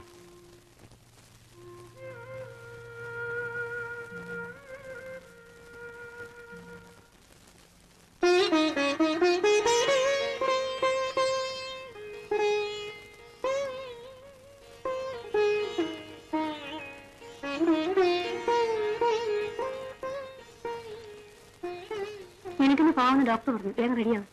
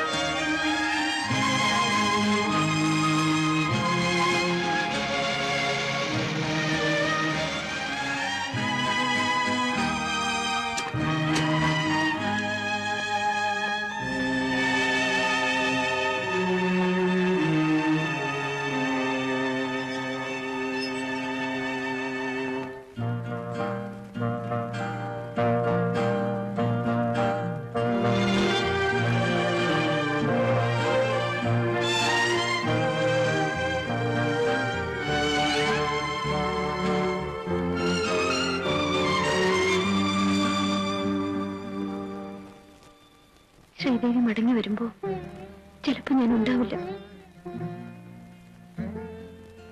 സെപ്റ്റംബർ 15-ാം തീയതി വ്യാഴാഴ്ച രാവിലെ എന്റെ കഴുത്തിൽ ഒരു നിമിഷം കൊണ്ടുള്ള സുഖകരമായ മരണം.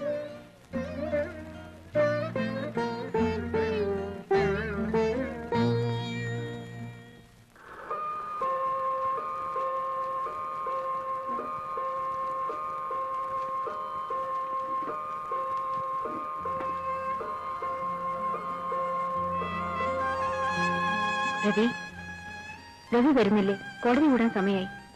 ഞാനിന്ന് ലീവാണ്. എന്താ രവി ഇത്? ഇങ്ങനെ അപ്സെറ്റ് ആയാലോ? എല്ലാം ഫേറ്റാണ്. നമ്മൾ അഡ്വക്കേറ്റന്മാർ സെന്റിമെന്റ്സ് ഒന്നും ഇല്ലാത്തവരാണെന്ന് പലരും പറയുന്നത് കേൾക്കാം.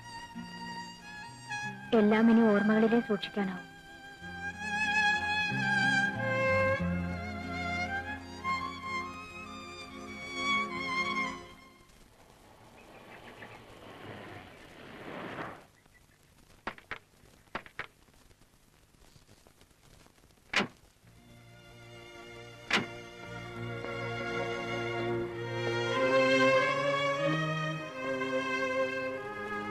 രവിട്ട, എന്താ രവിട്ട ഇത്?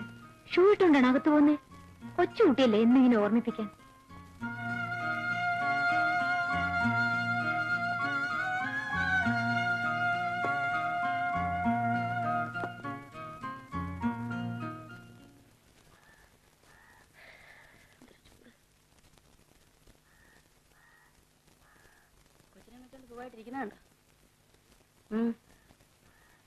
എടി പെണ്ണെ, നീ കൊച്ചിനെ വെച്ചിട്ടുള്ള പണിയൊന്നും എടുക്കണ്ടേ?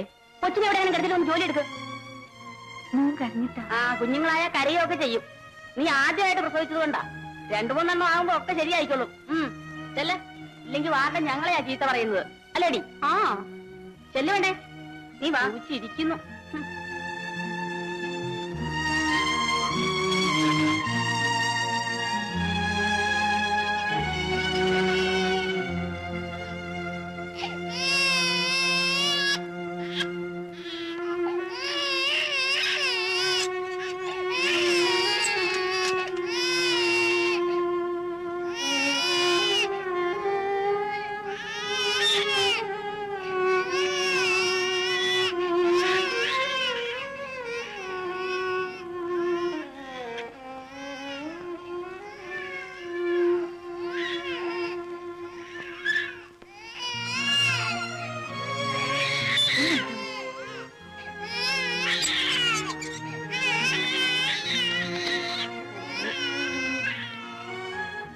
വിശക്കുന്നുണ്ടാവും. നീ എന്നെ ശ്രീദേവി എന്ന് പറഞ്ഞേക്കും.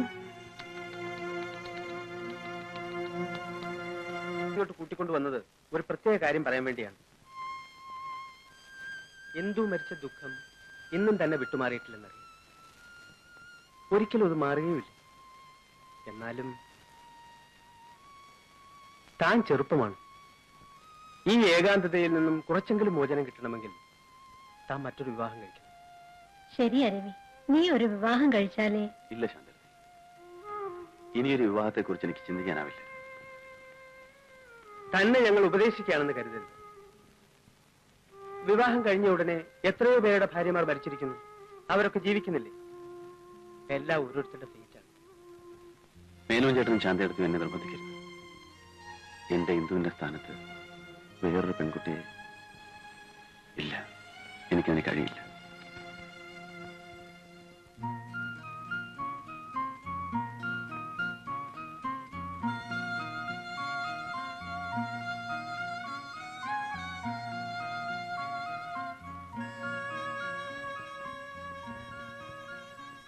രവീഷ്ണല്ലേ ശ്രീദേവിക്ക് ശിക്ഷ വാങ്ങിച്ചു കൊടുത്തത്?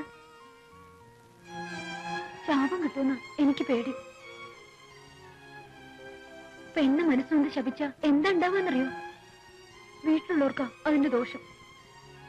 അവിവാഹിതയായ നിങ്ങൾ ഇപ്പോൾ 3 മാസം ഗർഭിണിയാണെന്ന് ഞാൻ പറഞ്ഞാൽ നിങ്ങൾക്ക് നിഷേധിക്കാൻ പറ്റുമോ? മാന്യന്മാരായ എല്ലാ തന്തമാരുടെയും പേര് പറയാൻ കഴിഞ്ഞില്ലെങ്കിലും ഒരാളുടെയെങ്കിലും പേര് പറയാമോ? പിതാവ് ആരാണെന്ന് അറിയാത്ത ഒരു കുഞ്ഞിനെ ഗർഭത്തിൽ ചുമന്നുകൊണ്ട് നടക്കുന്ന ഈ സ്ത്രീയെ എങ്ങനെ നല്ലവളെന്ന് വിശ്വസിക്കാൻ കഴിയും? ഈ നഗ്നമായ സത്യം ഒന്നുകൊണ്ട് തന്നെ കലയുടെ മറവിൽ വ്യഭിചാരം നടത്തിയിരുന്ന ഒരു സ്ത്രീയാണ് പ്രതി എന്നത് സ്പഷ്ടമാണ്. She deserves the maximum punishment. ശ്രീദേവിയുടെ സ്ഥാനത്ത് ഞാനായിരുന്നെങ്കിൽ രവീഷ്ണ ഈ കേസ് വാദിക്കുമായിരുന്നു.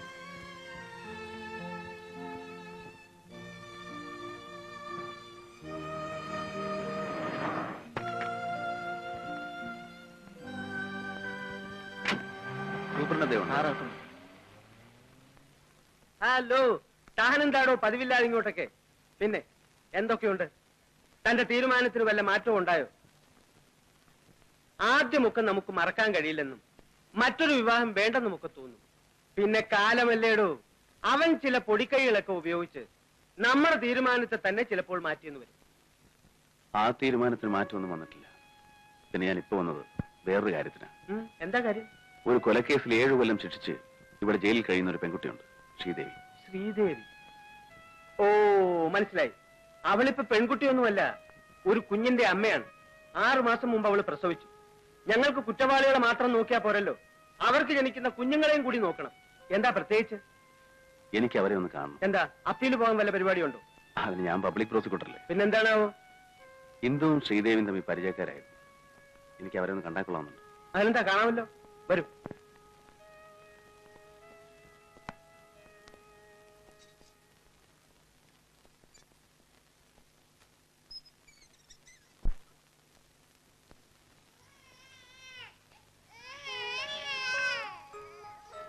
ഇതാണ് അവരുടെ കുട്ടി. അവരെവിടെ പോയി? 3 നേരവും സുഭിക്ഷമായി ആഹാരം കൊടുക്കുന്നതല്ലേ. എന്തെങ്കിലും ജോലി ചെയ്യിക്കണ്ടേ? ഇവിടെ എവിടെയെങ്കിലും കാണും. ഞാൻ വിളിക്കാം. ശരി.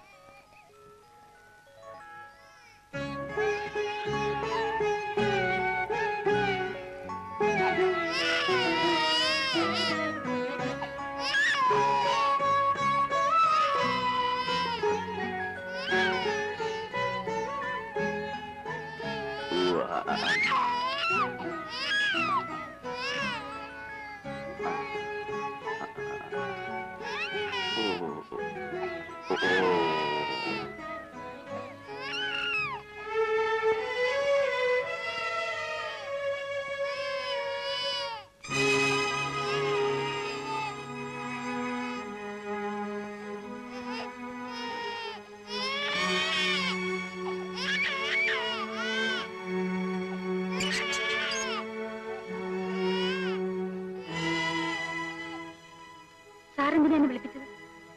ശ്രീദേവിക്ക് എന്നെ മനസ്സിലായില്ലേ? മനസ്സിലായി. എന്തിനാണ് കാണുമെന്ന് പറഞ്ഞത്? ഞാൻ സൂപ്രണ്ട് മേനോനൊന്ന് കാണാൻ വന്നതാ. അപ്പോ ശ്രീദേവിയെ കൂടെ ഒന്ന് കണ്ടിട്ട് പോവാന്ന് കരുതി. അത്രയ്ക്കുള്ളൊരു ബന്ധമൊന്നും നമ്മൾ തമ്മിലില്ലല്ലോ. പിന്നെ വെറും ഒരു നേരം പോക്ക് അല്ലേ? അല്ല, എന്റെ ഭാര്യ ഇന്ദുവിന് ശ്രീദേവി വലിയ ഇഷ്ടമായിരുന്നു. ശ്രീദേവി ഹോസ്പിറ്റലിൽ കിടക്കുമ്പോൾ കാണാൻ വരാറുള്ള ഒരു ഇന്ദുവിന് ഓർമ്മയില്ലേ?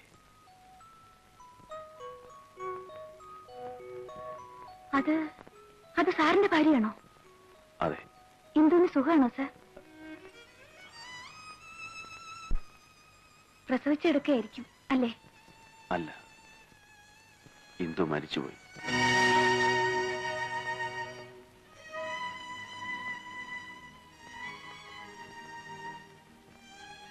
എന്താണോ സംസാരിച്ചു കഴിഞ്ഞോ? പോകാം. ആ കുട്ടിയെ അവിടെ കിടത്തിയിട്ട് പോയി ജോലി ചെയ്തു.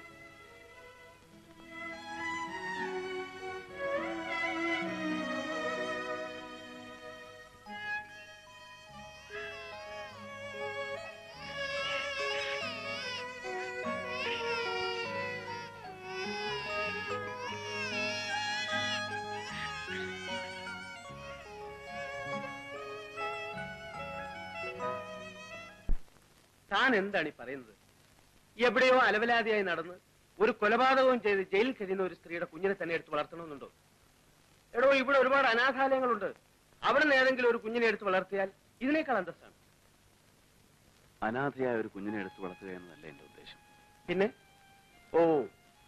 താൻ 7 കൊല്ലത്തെ ശിക്ഷ വാങ്ങിക്കൊടുത്തതിലുള്ള വിഷമം കൊണ്ടായിരിക്കും. എടോ, ഇവിടെ ജീവപര്യന്തവും മരണശിക്ഷയും വിധിക്കപ്പെട്ട ഒരുപാട് പേരുണ്ട്. അവരോടൊക്കെ വക്കീലന്മാർക്ക് സിമ്പതി തോന്നി തുടങ്ങിയാൽ വിഷമിച്ചു പോത്തേ ഉള്ളൂ. തനിക്കിത് എന്തു പറ്റി? എന്താണെന്ന് വെച്ചാൽ തുറന്നു പറ, ഞാൻ പരിഹാരം ഉണ്ടാക്കിത്തരാം. മേനോൻ ചേട്ടാ, എന്റെ എന്ന് പറയാൻ എനിക്കൊരു കുട്ടിയില്ല. ഇന്ദുവിന് ശ്രീദേവി വലിയ ഇഷ്ടമായിരുന്നു. ശ്രീദേവിയുടെ കേസ് നടക്കുമ്പോൾ എങ്ങനെയെങ്കിലും അവളെ രക്ഷിക്കണമെന്ന് ഇന്ദു എന്നോട് പറയാറുണ്ടായിരുന്നു. അന്ന് ഞാനത് ചെയ്തില്ല. ഇന്ന് ആ സ്ത്രീയുടെ കുഞ്ഞ് ജയിലിൽ കിടന്ന് നരയിക്കുന്നത് കാണുമ്പോൾ അതിനോടൊരു അല്പം കരുണ കാണിക്കുന്നത് തെറ്റാണെന്നാണോ മേനോൻ ചേട്ടൻ പറയുന്നത്? ഞാൻ പറയാനുള്ളത് പറഞ്ഞു. ഇനിയൊക്കെ തന്റെ ഇഷ്ടം.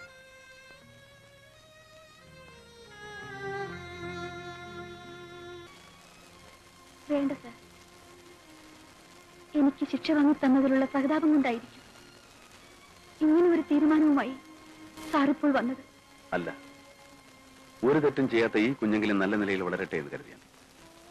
സാർ, ഇപ്പോൾ കാട്ടുന്ന ഈ സഹതാപത്തേക്കാൾ എത്രയോ നന്നായിരുന്നു അന്ന് എനിക്കൊരു വധശിക്ഷ വാങ്ങി തന്നിരുന്നെങ്കിൽ ഞാനും എന്റെ മോനും ഒരുമിച്ച് ഒരു നിമിഷം കൊണ്ട്.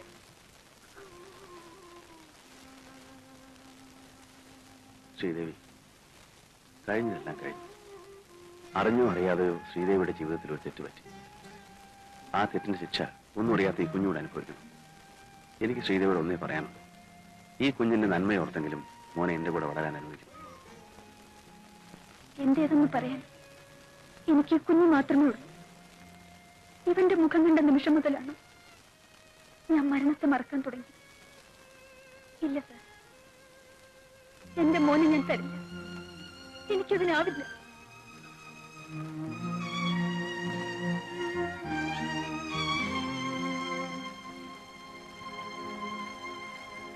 രവി, എന്താണ് ഈ പറയുന്നത്? ഒരു കുഞ്ഞിനെ എടുത്ത് വളർത്തുക എന്നത് അത്ര വലിയ തെറ്റാണ്. എനിക്ക് അതാണ് മനസ്സിലാകുന്നത്. കുഞ്ഞിനെ എടുത്ത് വളർത്തുന്നത് മനുഷ്യത്വമാണെന്ന് ഞാൻ പറയൂ, തെറ്റാണെന്ന് പറയുന്നില്ല. എന്നാൽ കൊലക്കുറ്റത്തിന് ശിക്ഷിക്കപ്പെട്ട് ജയിലിൽ കഴിയുന്ന ഒരു സ്ത്രീയുടെ കുഞ്ഞിനെ എടുത്ത് വളർത്താൻ മാത്രം രവിയും ആ സ്ത്രീയും തമ്മിലുള്ള ബന്ധം എന്താണ്? ഒരു ബന്ധവുമില്ല. ശശികലയ്ക്ക് അറിയാമോ, ശ്രീദേവിയുടെ കേസ് നടക്കുന്ന ദിവസങ്ങളിലൊക്കെ ഞാൻ വീട്ടിൽ കയറി ചെല്ലുമ്പോൾ ഇന്ദു ആദ്യം ചോദിക്കുന്നത് ശ്രീദേവിയെ കുറിച്ചായിരുന്നു. ശ്രീദേവിയെ ശിക്ഷിച്ചു എന്നറിഞ്ഞപ്പോൾ നമ്മുടെ പ്രൊഫഷനെ കുറിച്ച് അറിയാനിട്ടാണെങ്കിൽ കൂടി അന്ന് അവളെന്നെ ഒരുപാട് കുറ്റപ്പെടുത്തി. എന്റെ ഇന്ദു ജീവിച്ചിരുന്നപ്പോൾ ആ കുറ്റപ്പെടുത്തലിലൊന്നും ഞാൻ കാര്യമായിട്ടെടുത്തില്ല. പക്ഷേ ഇന്ന് അതേക്കുറിച്ച് ഓർക്കുമ്പോൾ കൂടുതലൊന്നും എന്നോട് ചോദിക്കരുത്. ശ്രീദേവിയുടെ അഡ്വക്കേറ്റ് എന്ന നിലയിൽ ശശികല പറഞ്ഞാൽ ശ്രീദേവി സമ്മതിച്ചില്ല. അത് ചെയ്യാൻ കഴിയുമെന്ന് മാത്രമാണ് എനിക്കറിയേണ്ടത്. ഞാൻ പറഞ്ഞു നോക്കാം. ഇല്ല, എന്റെ കുഞ്ഞിനെ ഞാൻ ആർക്കും കൊടുക്കില്ല. എനിക്ക് എന്റെ കുഞ്ഞിനെ കാണാതെ കഴിയാൻ പറ്റില്ല. കുഞ്ഞുമായി ഇവിടെ എത്ര നാൾ കഴിയാമെന്നാണ് ശ്രീദേവിയുടെ വിചാരം? കുഞ്ഞിന് 1 വയസ്സ് തികയുന്നത് വരെ മാത്രമേ ഇവിടെ താമസിക്കാൻ പാടുള്ളൂ എന്നാണ് നിയമം. 1 വർഷം തികഞ്ഞാൽ കുഞ്ഞിനെ നിയമപ്രകാരം ഏതെങ്കിലും ഒരു അനാഥാലയത്തിലേക്ക് മാറ്റും. 1 വയസ്സാകുമ്പോൾ ശ്രീദേവി തന്റെ അമ്മയാണെന്ന് കുഞ്ഞിന് മനസ്സിലാകാനും തുടങ്ങും. അപ്പോഴുള്ള അകൽച്ചയേക്കാൾ നല്ലത് ഇപ്പോഴേ.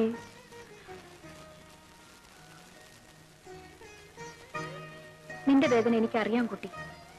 പക്ഷെ എല്ലാം നിന്റെ നന്മയ്ക്ക് വേണ്ടിയാണ് ഞാൻ പറയുന്നത്. ഒന്ന് ഓർത്തു നോക്കൂ. അനാഥാലയത്തിൽ വളരുന്നതിനേക്കാൾ എത്രയോ നല്ലതാണ് നീ അറിയുന്ന ഒരു മനുഷ്യന്റെ സംരക്ഷണയിൽ നിന്റെ കുഞ്ഞ് വളരുന്നത്. വലുതാകുമ്പോൾ നിന്റെ കുഞ്ഞിനെ ആർക്കും അനാഥ കുട്ടിയായി കാണാനും കഴിയില്ല. അഡ്വക്കേറ്റ് രവി ഇങ്ങനൊരു തീരുമാനം എടുത്തത് നിന്റെ ഭാഗ്യത്തിനാണ്. ഭാര്യയും കുഞ്ഞും മരിച്ച ദുഃഖത്തിലാണ് ആ മനുഷ്യനെ. നീ കുഞ്ഞിനെ അദ്ദേഹത്തെ ഏൽപ്പിച്ചാൽ ഇന്ന് രവി അനുഭവിക്കുന്ന ദുഃഖത്തിന് അല്പമെങ്കിലും ആശ്വാസം കിട്ടും. ശ്രീദേവി, നിന്റെ കുഞ്ഞിനെ രവി സ്വന്തം കുഞ്ഞായി വളർത്തുമെന്ന് എനിക്ക് ഉറപ്പുണ്ട്.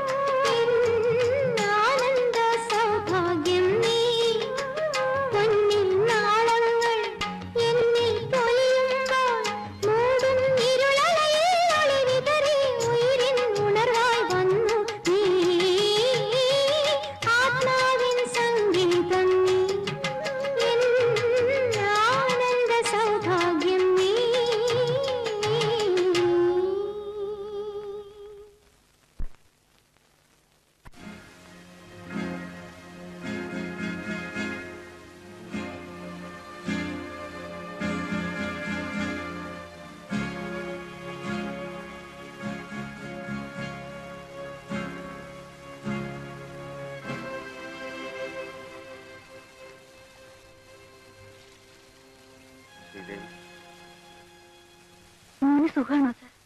അവൻ എപ്പോഴും മമ്മിയെ കാണണമെന്ന് പറഞ്ഞ് ശാഠ്യം പിടിക്കാറുണ്ട്. ഞാൻ ജയിലിലാണെന്ന കാര്യം എന്റെ മോൻ ഒരിക്കലും അറിയരുത്. ശ്രീദേവിക്കുന്ന തീയതി എത്രയാണെന്നറിയാം? ഓർമ്മയുണ്ടാവില്ലല്ലേ? പുറത്തുള്ളവരെക്കാൾ തീയതിയും ദിവസവും കൃത്യമായി ഓർക്കുന്നത് അകത്ത് കഴിയുന്ന ഞങ്ങളായിരിക്കും. ഇന്ന് 7-ാം തീയതിയല്ലേ? അടുത്ത മാസം 7-ാം തീയതി ശ്രീദേവിയുടെ ശിക്ഷയുടെ കാലാവധി തീരുകയാണ്. ശ്രീദേവിയിൽ നിന്ന് ചില കാര്യങ്ങൾ അറിയാൻ ഞാൻ ആഗ്രഹിക്കുന്നു. അനിക്കുട്ടന്റെ അച്ഛനാരാണ്?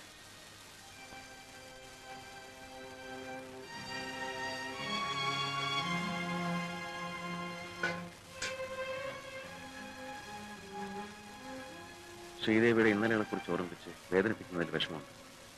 എന്നാൽ കൂടി അനിക്കുട്ടന്റെ അച്ഛനാരാണെന്ന് അറിഞ്ഞാൽ അയാളെ തേടിപ്പിടിച്ച് നിങ്ങളെ യോജിപ്പിക്കാൻ കഴിയുമെന്നാണ് എന്റെ വിശ്വാസം.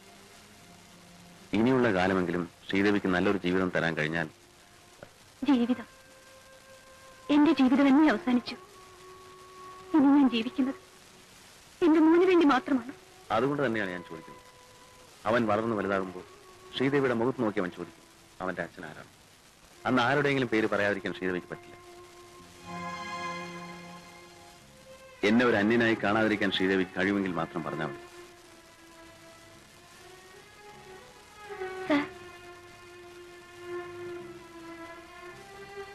എല്ലാം ഞാൻ പറയാം.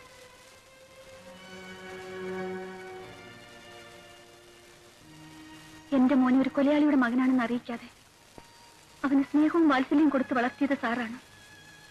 അവൻ അച്ഛനില്ലെങ്കിലും അച്ഛാന്ന് വിളിക്കാനുള്ള അവകാശം കൊടുത്തതും സാറാണ്. സാറിനോട് ഞാൻ എല്ലാം പറയാം. ഞാനൊരു പാട്ടുകാരിയാണെന്ന് സാറിന് അറിയാമല്ലോ. അന്ന് SN ഹാളിൽ ഞങ്ങളുടെ ട്രൂപ്പിന്റെ ഗാനമേള നടക്കുമ്പോഴാണ് ഞാനൊരു ചെറുപ്പക്കാരനെ പരിചയപ്പെടുന്നത്, സതീഷ്. ആ പരിചയം പ്രേമമായി വളർന്നു. സതീഷ് ഒരു ബാങ്ക് ഉദ്യോഗസ്ഥനായിരുന്നു. എന്റെ ഗാനമേള എവിടെ നടന്നാലും സതീഷ് അവിടെയൊക്കെ എത്താറുണ്ട്.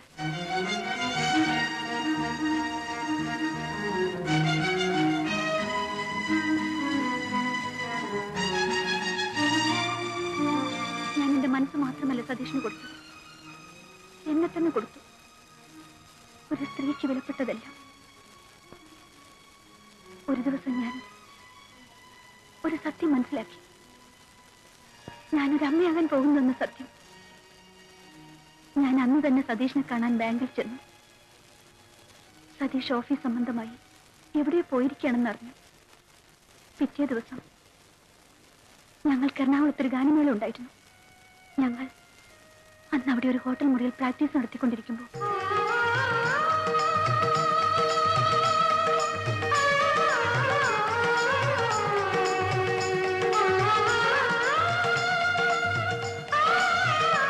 മാനേജർ സാറ്, ഇതൊരു തല്ലിപ്പൊളി ഹോട്ടലാ. അപ്പുറത്തൊക്കെ പോലീസ് റൈഡ് നടക്കുന്നേ. റൈഡ്? ആ.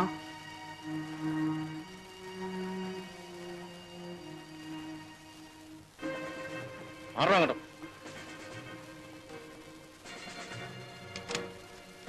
നീ നടക്കണങ്ങോട്ട്. നിങ്ങളൊക്കെ? ഞങ്ങൾ CAC ഗാനമേള ട്രൂപ്പുകാരാ. ഇന്ന് പ്രോഗ്രാം ഉണ്ട്.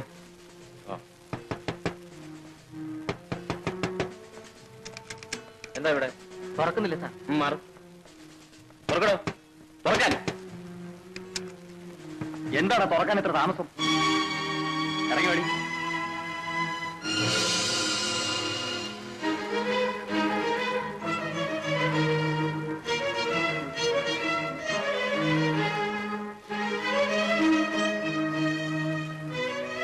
എന്താ നിങ്ങളുടെ പേര്? രാജീവ്. എവിടെയാ സ്വദേശം? കാലിക്കറ്റ്. ഈ സ്ത്രീ നിങ്ങളുടെ ആരാ? എന്റെ ഭാര്യയാണ് സാർ. ഭാര്യ?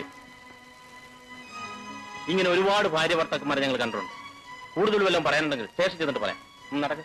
സാർ, നിങ്ങൾ മാന്യന്മാരെ അവമാനിക്കരുത്. ഞങ്ങൾ വിവാഹിതരായിട്ട് 2 ആഴ്ച ആയിട്ടുള്ളൂ. ഇപ്പൊ ഹണിമൂണിന് വേണ്ടി വന്നതാണ്. അത് നിങ്ങളുടെ മുഖം കണ്ടാൽ അറിയാമല്ലോ. വ്യഭിചരിക്കാൻ വേണ്ടി മുറിയെടുക്കുന്നവരെല്ലാം ഹസ്ബൻഡും വൈഫാണെന്ന് പറയാറ്. നടക്ക്.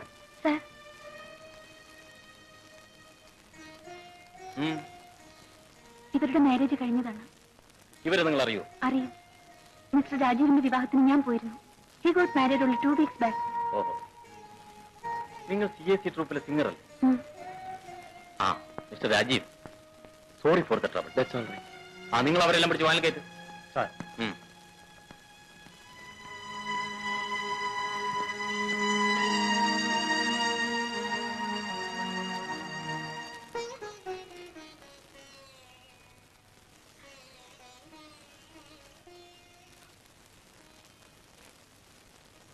എന്നെ വിവാഹം കഴിക്കാമെന്ന് പറഞ്ഞ് വിശ്വസിപ്പിച്ച് എന്റെ എല്ലാം കവർന്നെടുത്ത സ്വന്തം കാമുകനെ മറ്റൊരു സ്ത്രീയോടൊപ്പം ഹോട്ടൽ മുറിയിൽ വെച്ച് വ്യഭിചാര കുറ്റത്തിന് അറസ്റ്റ് ചെയ്തപ്പോൾ അവർ ഭാര്യാഭർത്താക്കന്മാരാണെന്ന് പറഞ്ഞ് പോലീസിന്റെ മുമ്പിൽ സാക്ഷ്യപത്രം നൽകി കാമുകനെ രക്ഷിച്ച ഒരു കാമുകയും ഈ ലോകത്തുണ്ടാവില്ല സർ. ആ മനുഷ്യന് വേണ്ടി ഞാൻ അതും ചെയ്തു. പിറ്റേ ദിവസം ഞാൻ സതീഷിനെ കാണാൻ ചെന്നു. ഒരു പുരുഷനെ ജീവന് തുല്യം സ്നേഹിക്കുന്ന ഒരു പെണ്ണിനെ സഹിക്കാനാവാത്ത കാഴ്ചയാണ് ഞാൻ ആ ഹോട്ടൽ മുറിയിൽ വെച്ച് കണ്ടത്. അത് ഞാൻ സഹിക്കാം. സതീഷ് എന്നെ ഉപേക്ഷിക്കരുത്. ഉപേക്ഷിക്കുമെന്ന് ആര് പറഞ്ഞു? ഈ പെണ്ണുങ്ങൾക്ക് ഒരു കുഴപ്പമുണ്ട്. പ്രേമിച്ചു കഴിഞ്ഞാൽ അടുത്ത സ്റ്റേജ് ഉടനെ വിവാഹം കഴിയും. ഒരു പുരുഷനെ സംബന്ധിച്ചിടത്തോളം വിവാഹം എന്ന് പറയുന്നത് അങ്ങനെ പെട്ടെന്ന് ചെയ്യാൻ പറ്റുന്ന ഒരു കാര്യമല്ല. അവന്റെ ഉദ്യോഗം, സ്റ്റാറ്റസ്, അങ്ങനെ എന്തെല്ലാം നോക്കണം. എന്റെ ഇന്നത്തെ സ്ഥിതി അനുസരിച്ച് ശ്രീദേവിയെ ഉടനെ വിവാഹം കഴിക്കാനുള്ള ചുറ്റുപാടിലല്ല ഞാൻ. അടുത്ത ആഴ്ച ഞാൻ കുവൈറ്റിൽ പോകും. പിന്നെ എന്നാണ് തിരിച്ചു വരുന്നതെന്ന് എനിക്ക് തന്നെ പറയാൻ പറ്റും. സതീഷ്, ഞാനൊരു പാവമാണ്, ആരോരും ഇല്ലാത്തവളാണ്. സതീഷ് എന്നെ വിവാഹം കഴിച്ചില്ലെങ്കിൽ ഗർഭിണിയായി ഞാൻ. അതാണ് ഞാൻ പറഞ്ഞ അബോർട്ട് ചെയ്യാം. സതീഷ്, ഗർഭത്തിന്റെ ലക്ഷണം കണ്ടു തുടങ്ങിയിട്ടല്ലേ ഉള്ളൂ. ഈ സ്റ്റേജ് ആവുമ്പോൾ ഒരു കുഴപ്പമുണ്ടാവില്ല. ഇല്ല, ഞാനതിന് സമ്മതിക്കില്ല. അപ്പൊ ഞാൻ പറഞ്ഞാൽ നീ അനുസരിക്കില്ലല്ലേ? വേണ്ട, നിന്റെ ഇഷ്ടം പോലെ ചെയ്തോ. ഒരു കാര്യം ഞാൻ തീർത്തു പറഞ്ഞേക്കാം, നിന്നെ വിവാഹം കഴിക്കാൻ എനിക്ക് സാധിക്കില്ല. എന്തെങ്കിലും വാഗ്ദാനങ്ങൾ ഞാൻ തന്നിട്ടുണ്ടെങ്കിൽ അത് മനസ്സിൽ കൊണ്ടുവന്നോട്ട് യാതൊരു കാര്യമില്ല. പെണ്ണുങ്ങളായ ഗർഭിണികളാവും. ഒരു കലാകാരി കൂടി ആവുമ്പോ അത് സാധാരണ സംഭവമാണ്. അതിന് ശ്രീദേവി ഇത്ര വറീഡാവുന്ന എന്തിനാ? നാളെ ഹോസ്പിറ്റലിലേക്ക് എന്നാ മതി. എല്ലാം ഞാൻ ഡോക്ടറോട് പറഞ്ഞിട്ടു. വരട്ടെ. സതീഷ്, എന്റെ ജീവിതം നശിപ്പിച്ചുകൊണ്ട് നിങ്ങൾ എവിടെയും പോകാമെന്ന് വിചാരിക്കണ്ട. നിങ്ങളെ ഞാൻ കുവൈറ്റിലേക്ക് വിടില്ല. ഞാൻ ബാങ്കിൽ വന്ന് നിങ്ങളും ഞാനും തമ്മിലുള്ള ബന്ധം എല്ലാവരോടും വിളിച്ചു പറയും. പേടിപ്പിക്കാൻ എടി പെണ്ണേ, നിന്നേക്കാൾ വലിയ എത്രയോ പേരെ ഞാൻ കണ്ടിരിക്കുന്നു. ആ വേല അങ്ങ് മനസ്സിൽ വെച്ചാൽ മതി.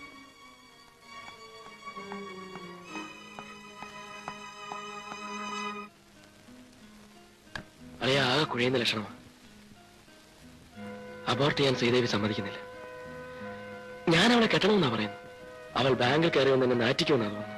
നീ എന്നെ ഒന്ന് രക്ഷിക്കണം. നീ പേടിക്കണ്ടളിയാ. ഗർഭം ഉണ്ടെന്ന് വെച്ച് എല്ലാരെയും കെട്ടാൻ പറ്റുമോ? നിന്നെ നാറ്റിക്കുന്നേക്ക് മുമ്പ് അവളെ ഒന്ന് ഒതുക്കാൻ പറ്റുമോ ഞാൻ നോക്കട്ടെ.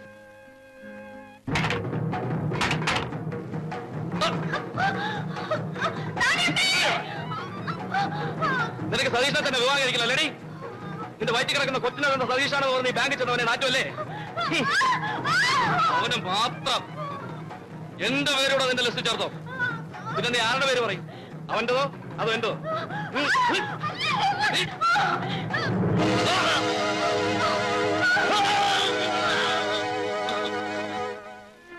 ഇത്രയും വലിയ ക്രൂരത ശ്രീദേവിയോട് കാട്ടിയിട്ടും ആ മനുഷ്യനാണ് ശ്രീദേവിയുടെ കുഞ്ഞിന്റെ അച്ഛനെന്ന് എന്തുകൊണ്ട് കോടതിയിൽ പറഞ്ഞില്ല? കോടതിയിലല്ല, സാക്ഷാൽ ഈശ്വരനോട് പറഞ്ഞാൽ പോലും ഒരിക്കലും ഒരു പരിഹാരം ഉണ്ടാവാൻ പോകുന്നില്ലെന്ന് എനിക്കറിയാമായിരുന്നു.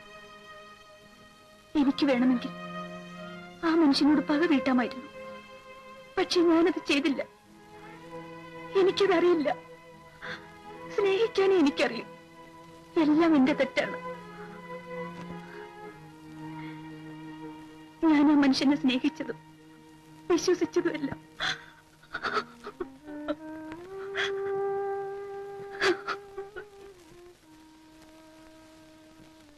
കരയാതിരിക്കും ശ്രീദേവി, എല്ലാം വിധിയാണ്.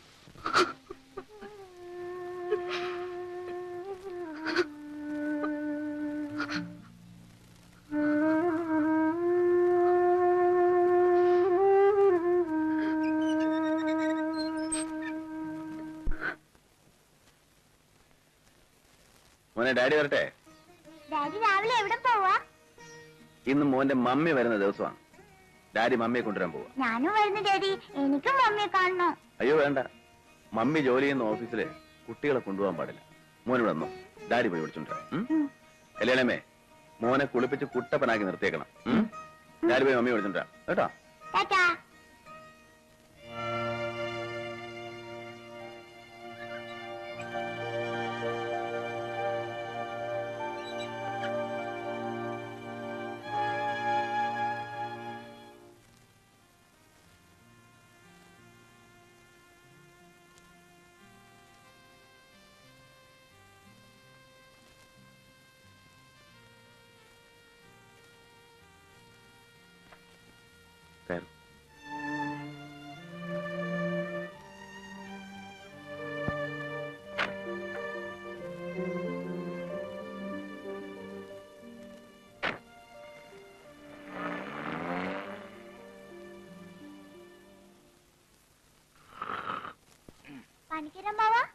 എന്താ പൂപ്പ?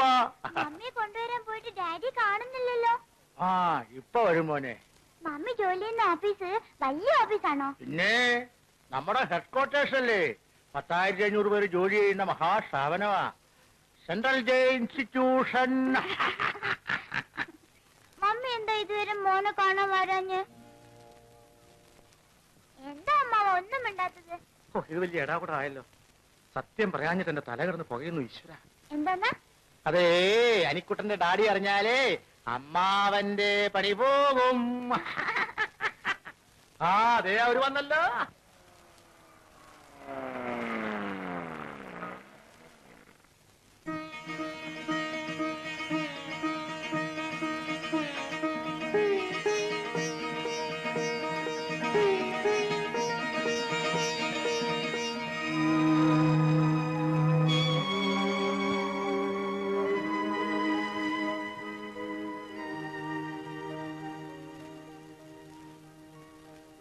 ഇതാണ് മോനെ നിന്റെ മമ്മി.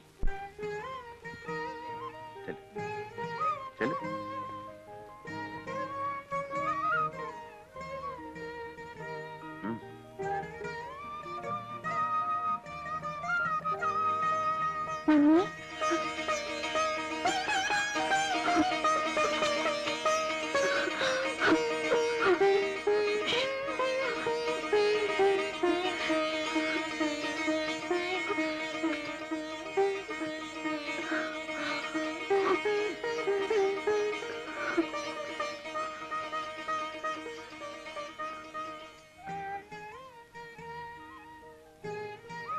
മമ്മി ഇനി മോന്റെ കൂടെ എന്നുണ്ടാവാ ഡാഡി? മോൻ വിളിച്ചു തുടങ്ങിയത് അങ്ങനെയാണ്, പിന്നെ തിരുത്താൻ പോയില്ല. വാ മമ്മി.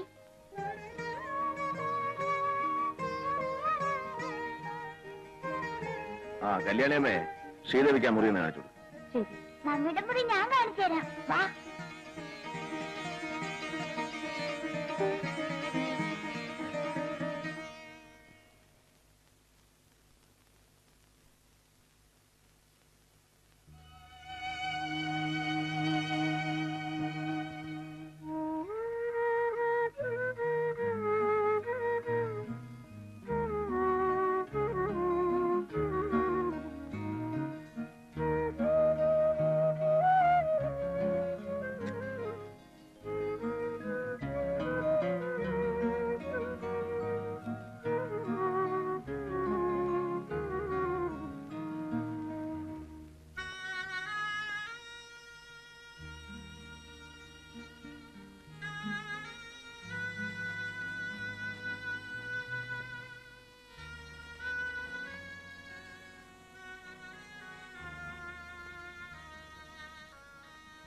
ശ്രീദേവി,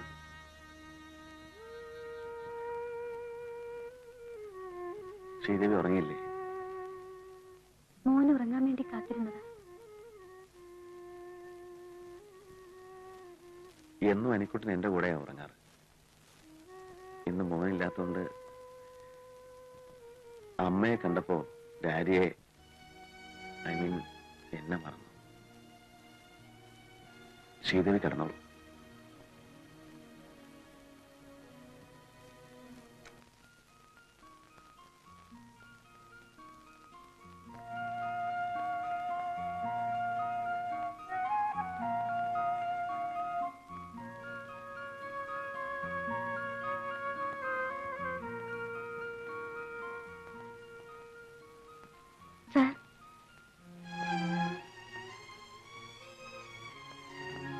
എന്താ ശ്രീദേവി? സാർ, എന്നെയും മോനെയും നാളെ രാവിലെ ഇവിടുന്ന് പോകാൻ അനുവദിക്കണം. എങ്ങോട്ട്?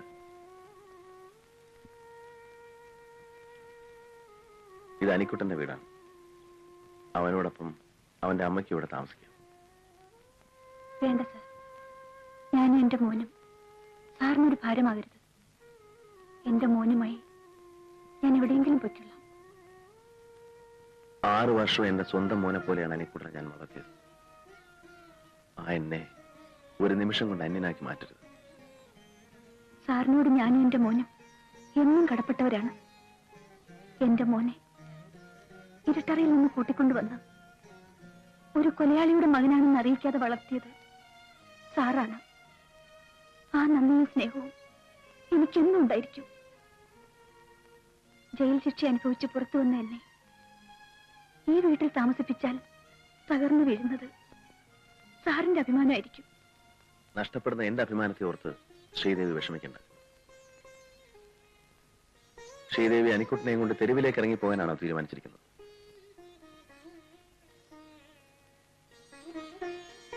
ശ്രീദേവിയോട് പോകരുതെന്ന് എനിക്ക് പറയാനാവും. നിർബന്ധിച്ചിവിടെ നിർത്താൻ എനിക്ക് അവകാശമില്ല.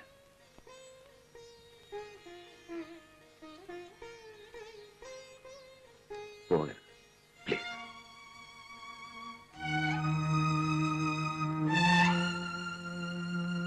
Ladies and gentlemen, Indian Airlines announces the arrival of flight IC-167 from Bombay. Thank you.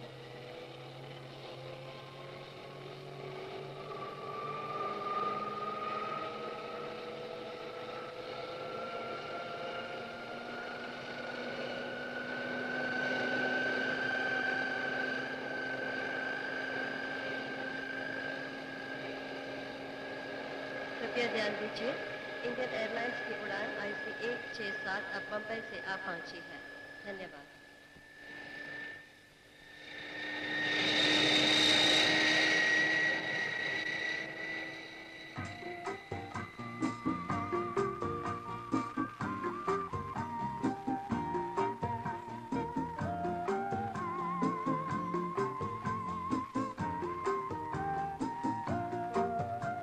Your kind attention, please.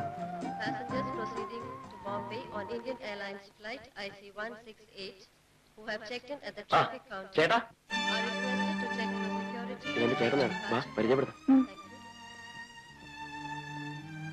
യാത്ര സുഖമായിരുന്നോ? ചേട്ടൻ വന്നിട്ട് അധികം നേരമായോ? ഫ്ലൈറ്റ് 1 hour ലേറ്റ് ആയിരുന്നു. ആ ചേട്ടാ, ഇത് മിനി കുവൈറ്റ് എയർവേസിൽ വർക്ക് ചെയ്യുന്നു. തൃശ്ശൂരാണ് വീട്. ഇതെന്റെ ചേട്ടൻ. അറിയൂ, സതീഷ് എപ്പോഴും പറയാറുണ്ട്. നമുക്ക് പോവാം. ആ, മിനിയുടെ വീട്ടിൽ ആരെങ്കിലും വന്നിട്ടുണ്ട്? ഡാഡിക്ക് നല്ല സുഖമില്ല. ഡ്രൈവർ വന്നിട്ടുണ്ടോ? വരട്ടെ. See you. ഓക്കെ.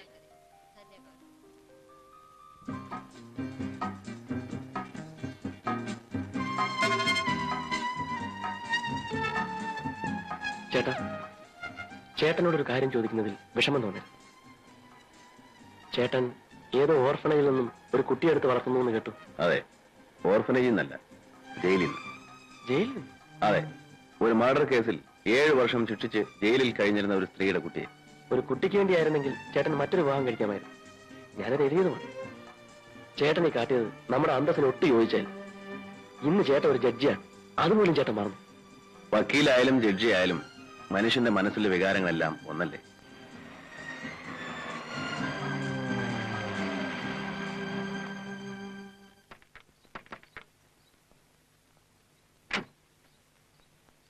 കുമാര, പെട്ടിയൊക്കെ എടുത്തു. ശരി സാർ, പാടാ.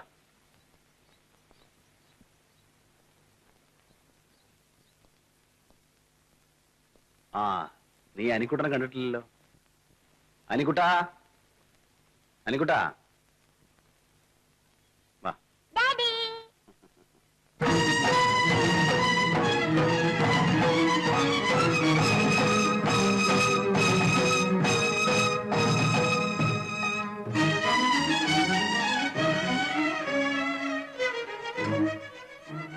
ഇതാണ് അനിക്കുട്ടൻ. ഇത് അനിക്കുട്ടന്റെ അമ്മ ശ്രീദേവി. ശ്രീദേവി, ഇത് എന്റെ അനിയൻ സതീഷ്, കുവൈറ്റിലായിരുന്നു. ആ, നീ കുളിച്ച് ഫ്രഷ് വാ. ഡാഡി അങ്കിളിനെ കൊണ്ടുവരാൻ എയർപോർട്ടിൽ പോയിരുന്നു.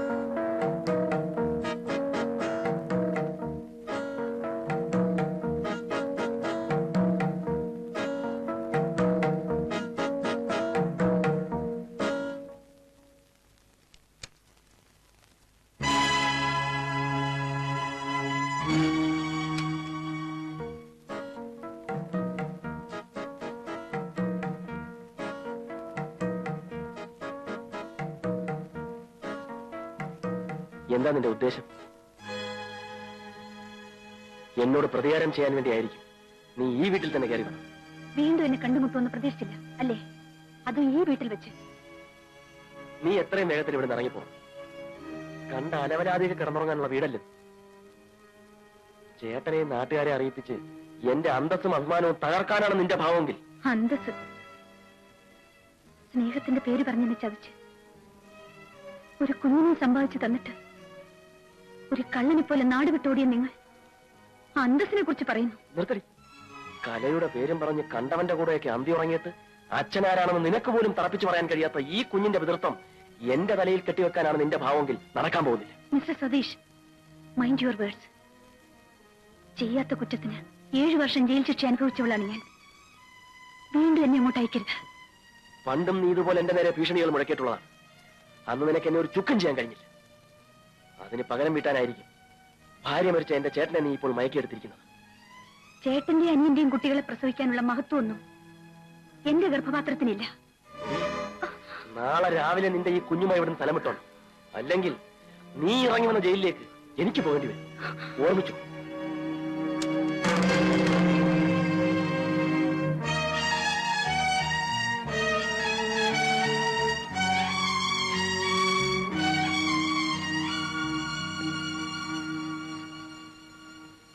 സതീഷ്,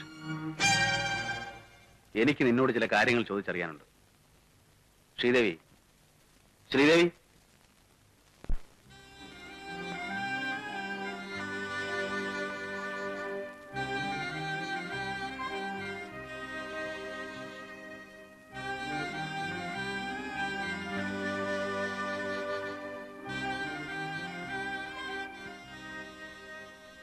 നീ ഇതിനു മുമ്പ് ശ്രീദേവി അറിയോ? നിന്നോടാ ചോദിച്ചത്. ഇല്ല. നിനക്കിവിടെ അറിയില്ലല്ലേടാ? ശ്രീദേവി എന്നോട് ജയിലിൽ വെച്ച് അവളുടെ കഥകൾ മുഴുവൻ പറഞ്ഞപ്പോ അവളുടെ കാമുകന്റെ പേര് സതീഷ് എന്നാണെന്നും അവന് കുവൈറ്റിലാണ് ജോലിയെന്നും കൂടെ അറിഞ്ഞപ്പോ അത് നീ ആയിരിക്കുമെന്ന് എനിക്ക് അന്നേ സംശയമുണ്ടായിരുന്നു. അതുകൊണ്ടാണ് 7 വർഷമായിട്ട് നാട്ടിലേക്ക് വരാതിരുന്ന നിന്നെ ഇപ്പൊ ഇങ്ങോട്ട് വിളിച്ചു വരുത്തിയത്. ചേട്ടാ, ചേട്ടൻ ഇവൾ പറയുന്നൊന്നും വിശ്വസിക്കരുത്. നമ്മുടെ കുടുംബത്തിന് ചീത്ത പേരുണ്ടാക്കാൻ വേണ്ടിയാണ് ഇവൾ ഇവിടെ വന്നിരിക്കുന്നത്.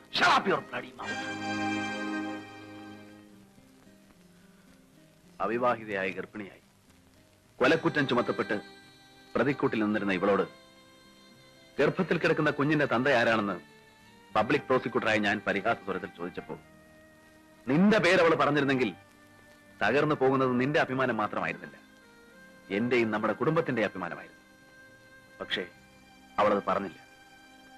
തന്റെ ജീവിതവും നശിച്ചു, നിന്റെ ജീവിതമെങ്കിലും നശിക്കരുതെന്ന് അവൾ ആഗ്രഹിച്ചു. അങ്ങനെയുള്ള ഇവളെയാണ് നീ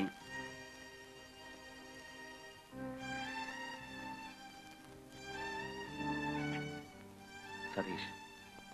നിന്നെ സ്നേഹിച്ചതിന്റെ പേരിൽ 7 വർഷം ദുരിതം അനുഭവിക്കേണ്ടി വന്ന ഇവളെ ഇനിയും ദുഃഖിക്കാൻ നീ ഇടവരുത്തരുത്. നീ ഇവളെ സ്വീകരിക്കണം.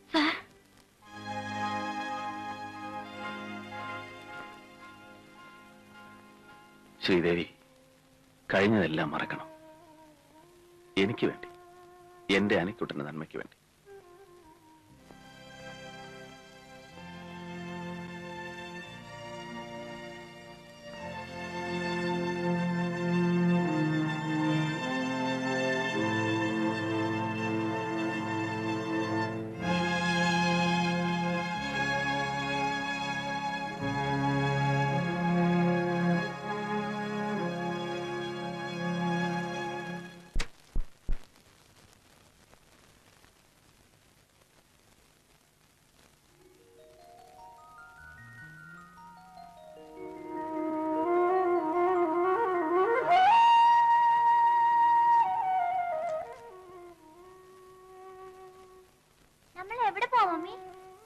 മമ്മിയുടെ വീട്ടിലേക്ക്.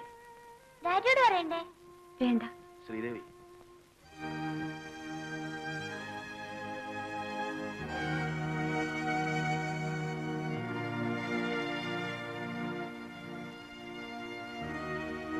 പോകാൻ തന്നെ തീരുമാനിച്ചു അല്ലേ? ഞാൻ ഇനി ഇവിടെ നിൽക്കാൻ പാടില്ല. പൊയ്ക്കോട്ടെ സാർ. ശ്രീദേവി, സതീഷ് ഒരു തെറ്റ് ചെയ്തു. ഒരു സ്ത്രീക്കും പൊറുക്കാനാവാത്ത തെറ്റാണ് അവൻ ചെയ്തിട്ടുള്ളതെന്ന് എനിക്കറിയാം. ഇന്നവൻ എന്നെ സ്വീകരിക്കാൻ തയ്യാറാണ്. എന്റെ നിർബന്ധം കൊണ്ടല്ല, അവന്റെ സ്വന്തം തീരുമാനമാണ്.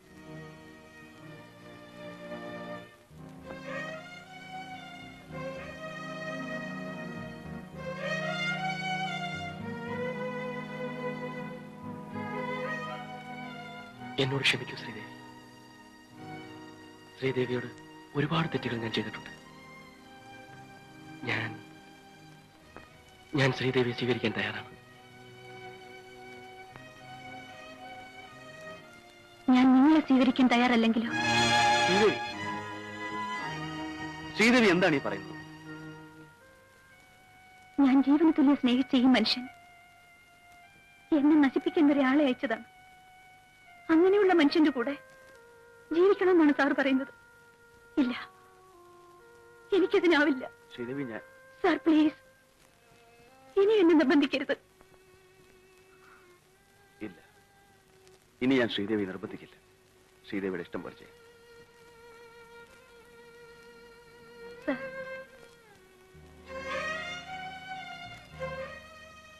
അറിഞ്ഞോ അറിയാതെയോ ഞാൻ സാറിനെ വേദനിപ്പിച്ചിട്ടുണ്ടെങ്കിൽ എന്നോട് ക്ഷമിക്കും.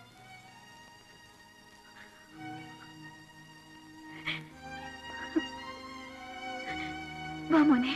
ഇല്ല, എന്റെ ഡാഡി വിട്ട് ഞാൻ വരില്ല. ഞാൻ മമ്മിയോട് പോവില്ല. ഡാഡി എന്നെ കൊണ്ടുവരുന്നത് മമ്മിയോട് പറയൂ. ഡാഡി, എന്റെ ഡാഡി വിട്ട് ഞാൻ പോവില്ല. നല്ല കുട്ടികളെ പറഞ്ഞനുസരിക്കണമെന്ന് ഡാഡി പറഞ്ഞിട്ടില്ലേ? മമ്മിയോട് പറഞ്ഞില്ല, നല്ല കുട്ടിയായിട്ട് വളരണം.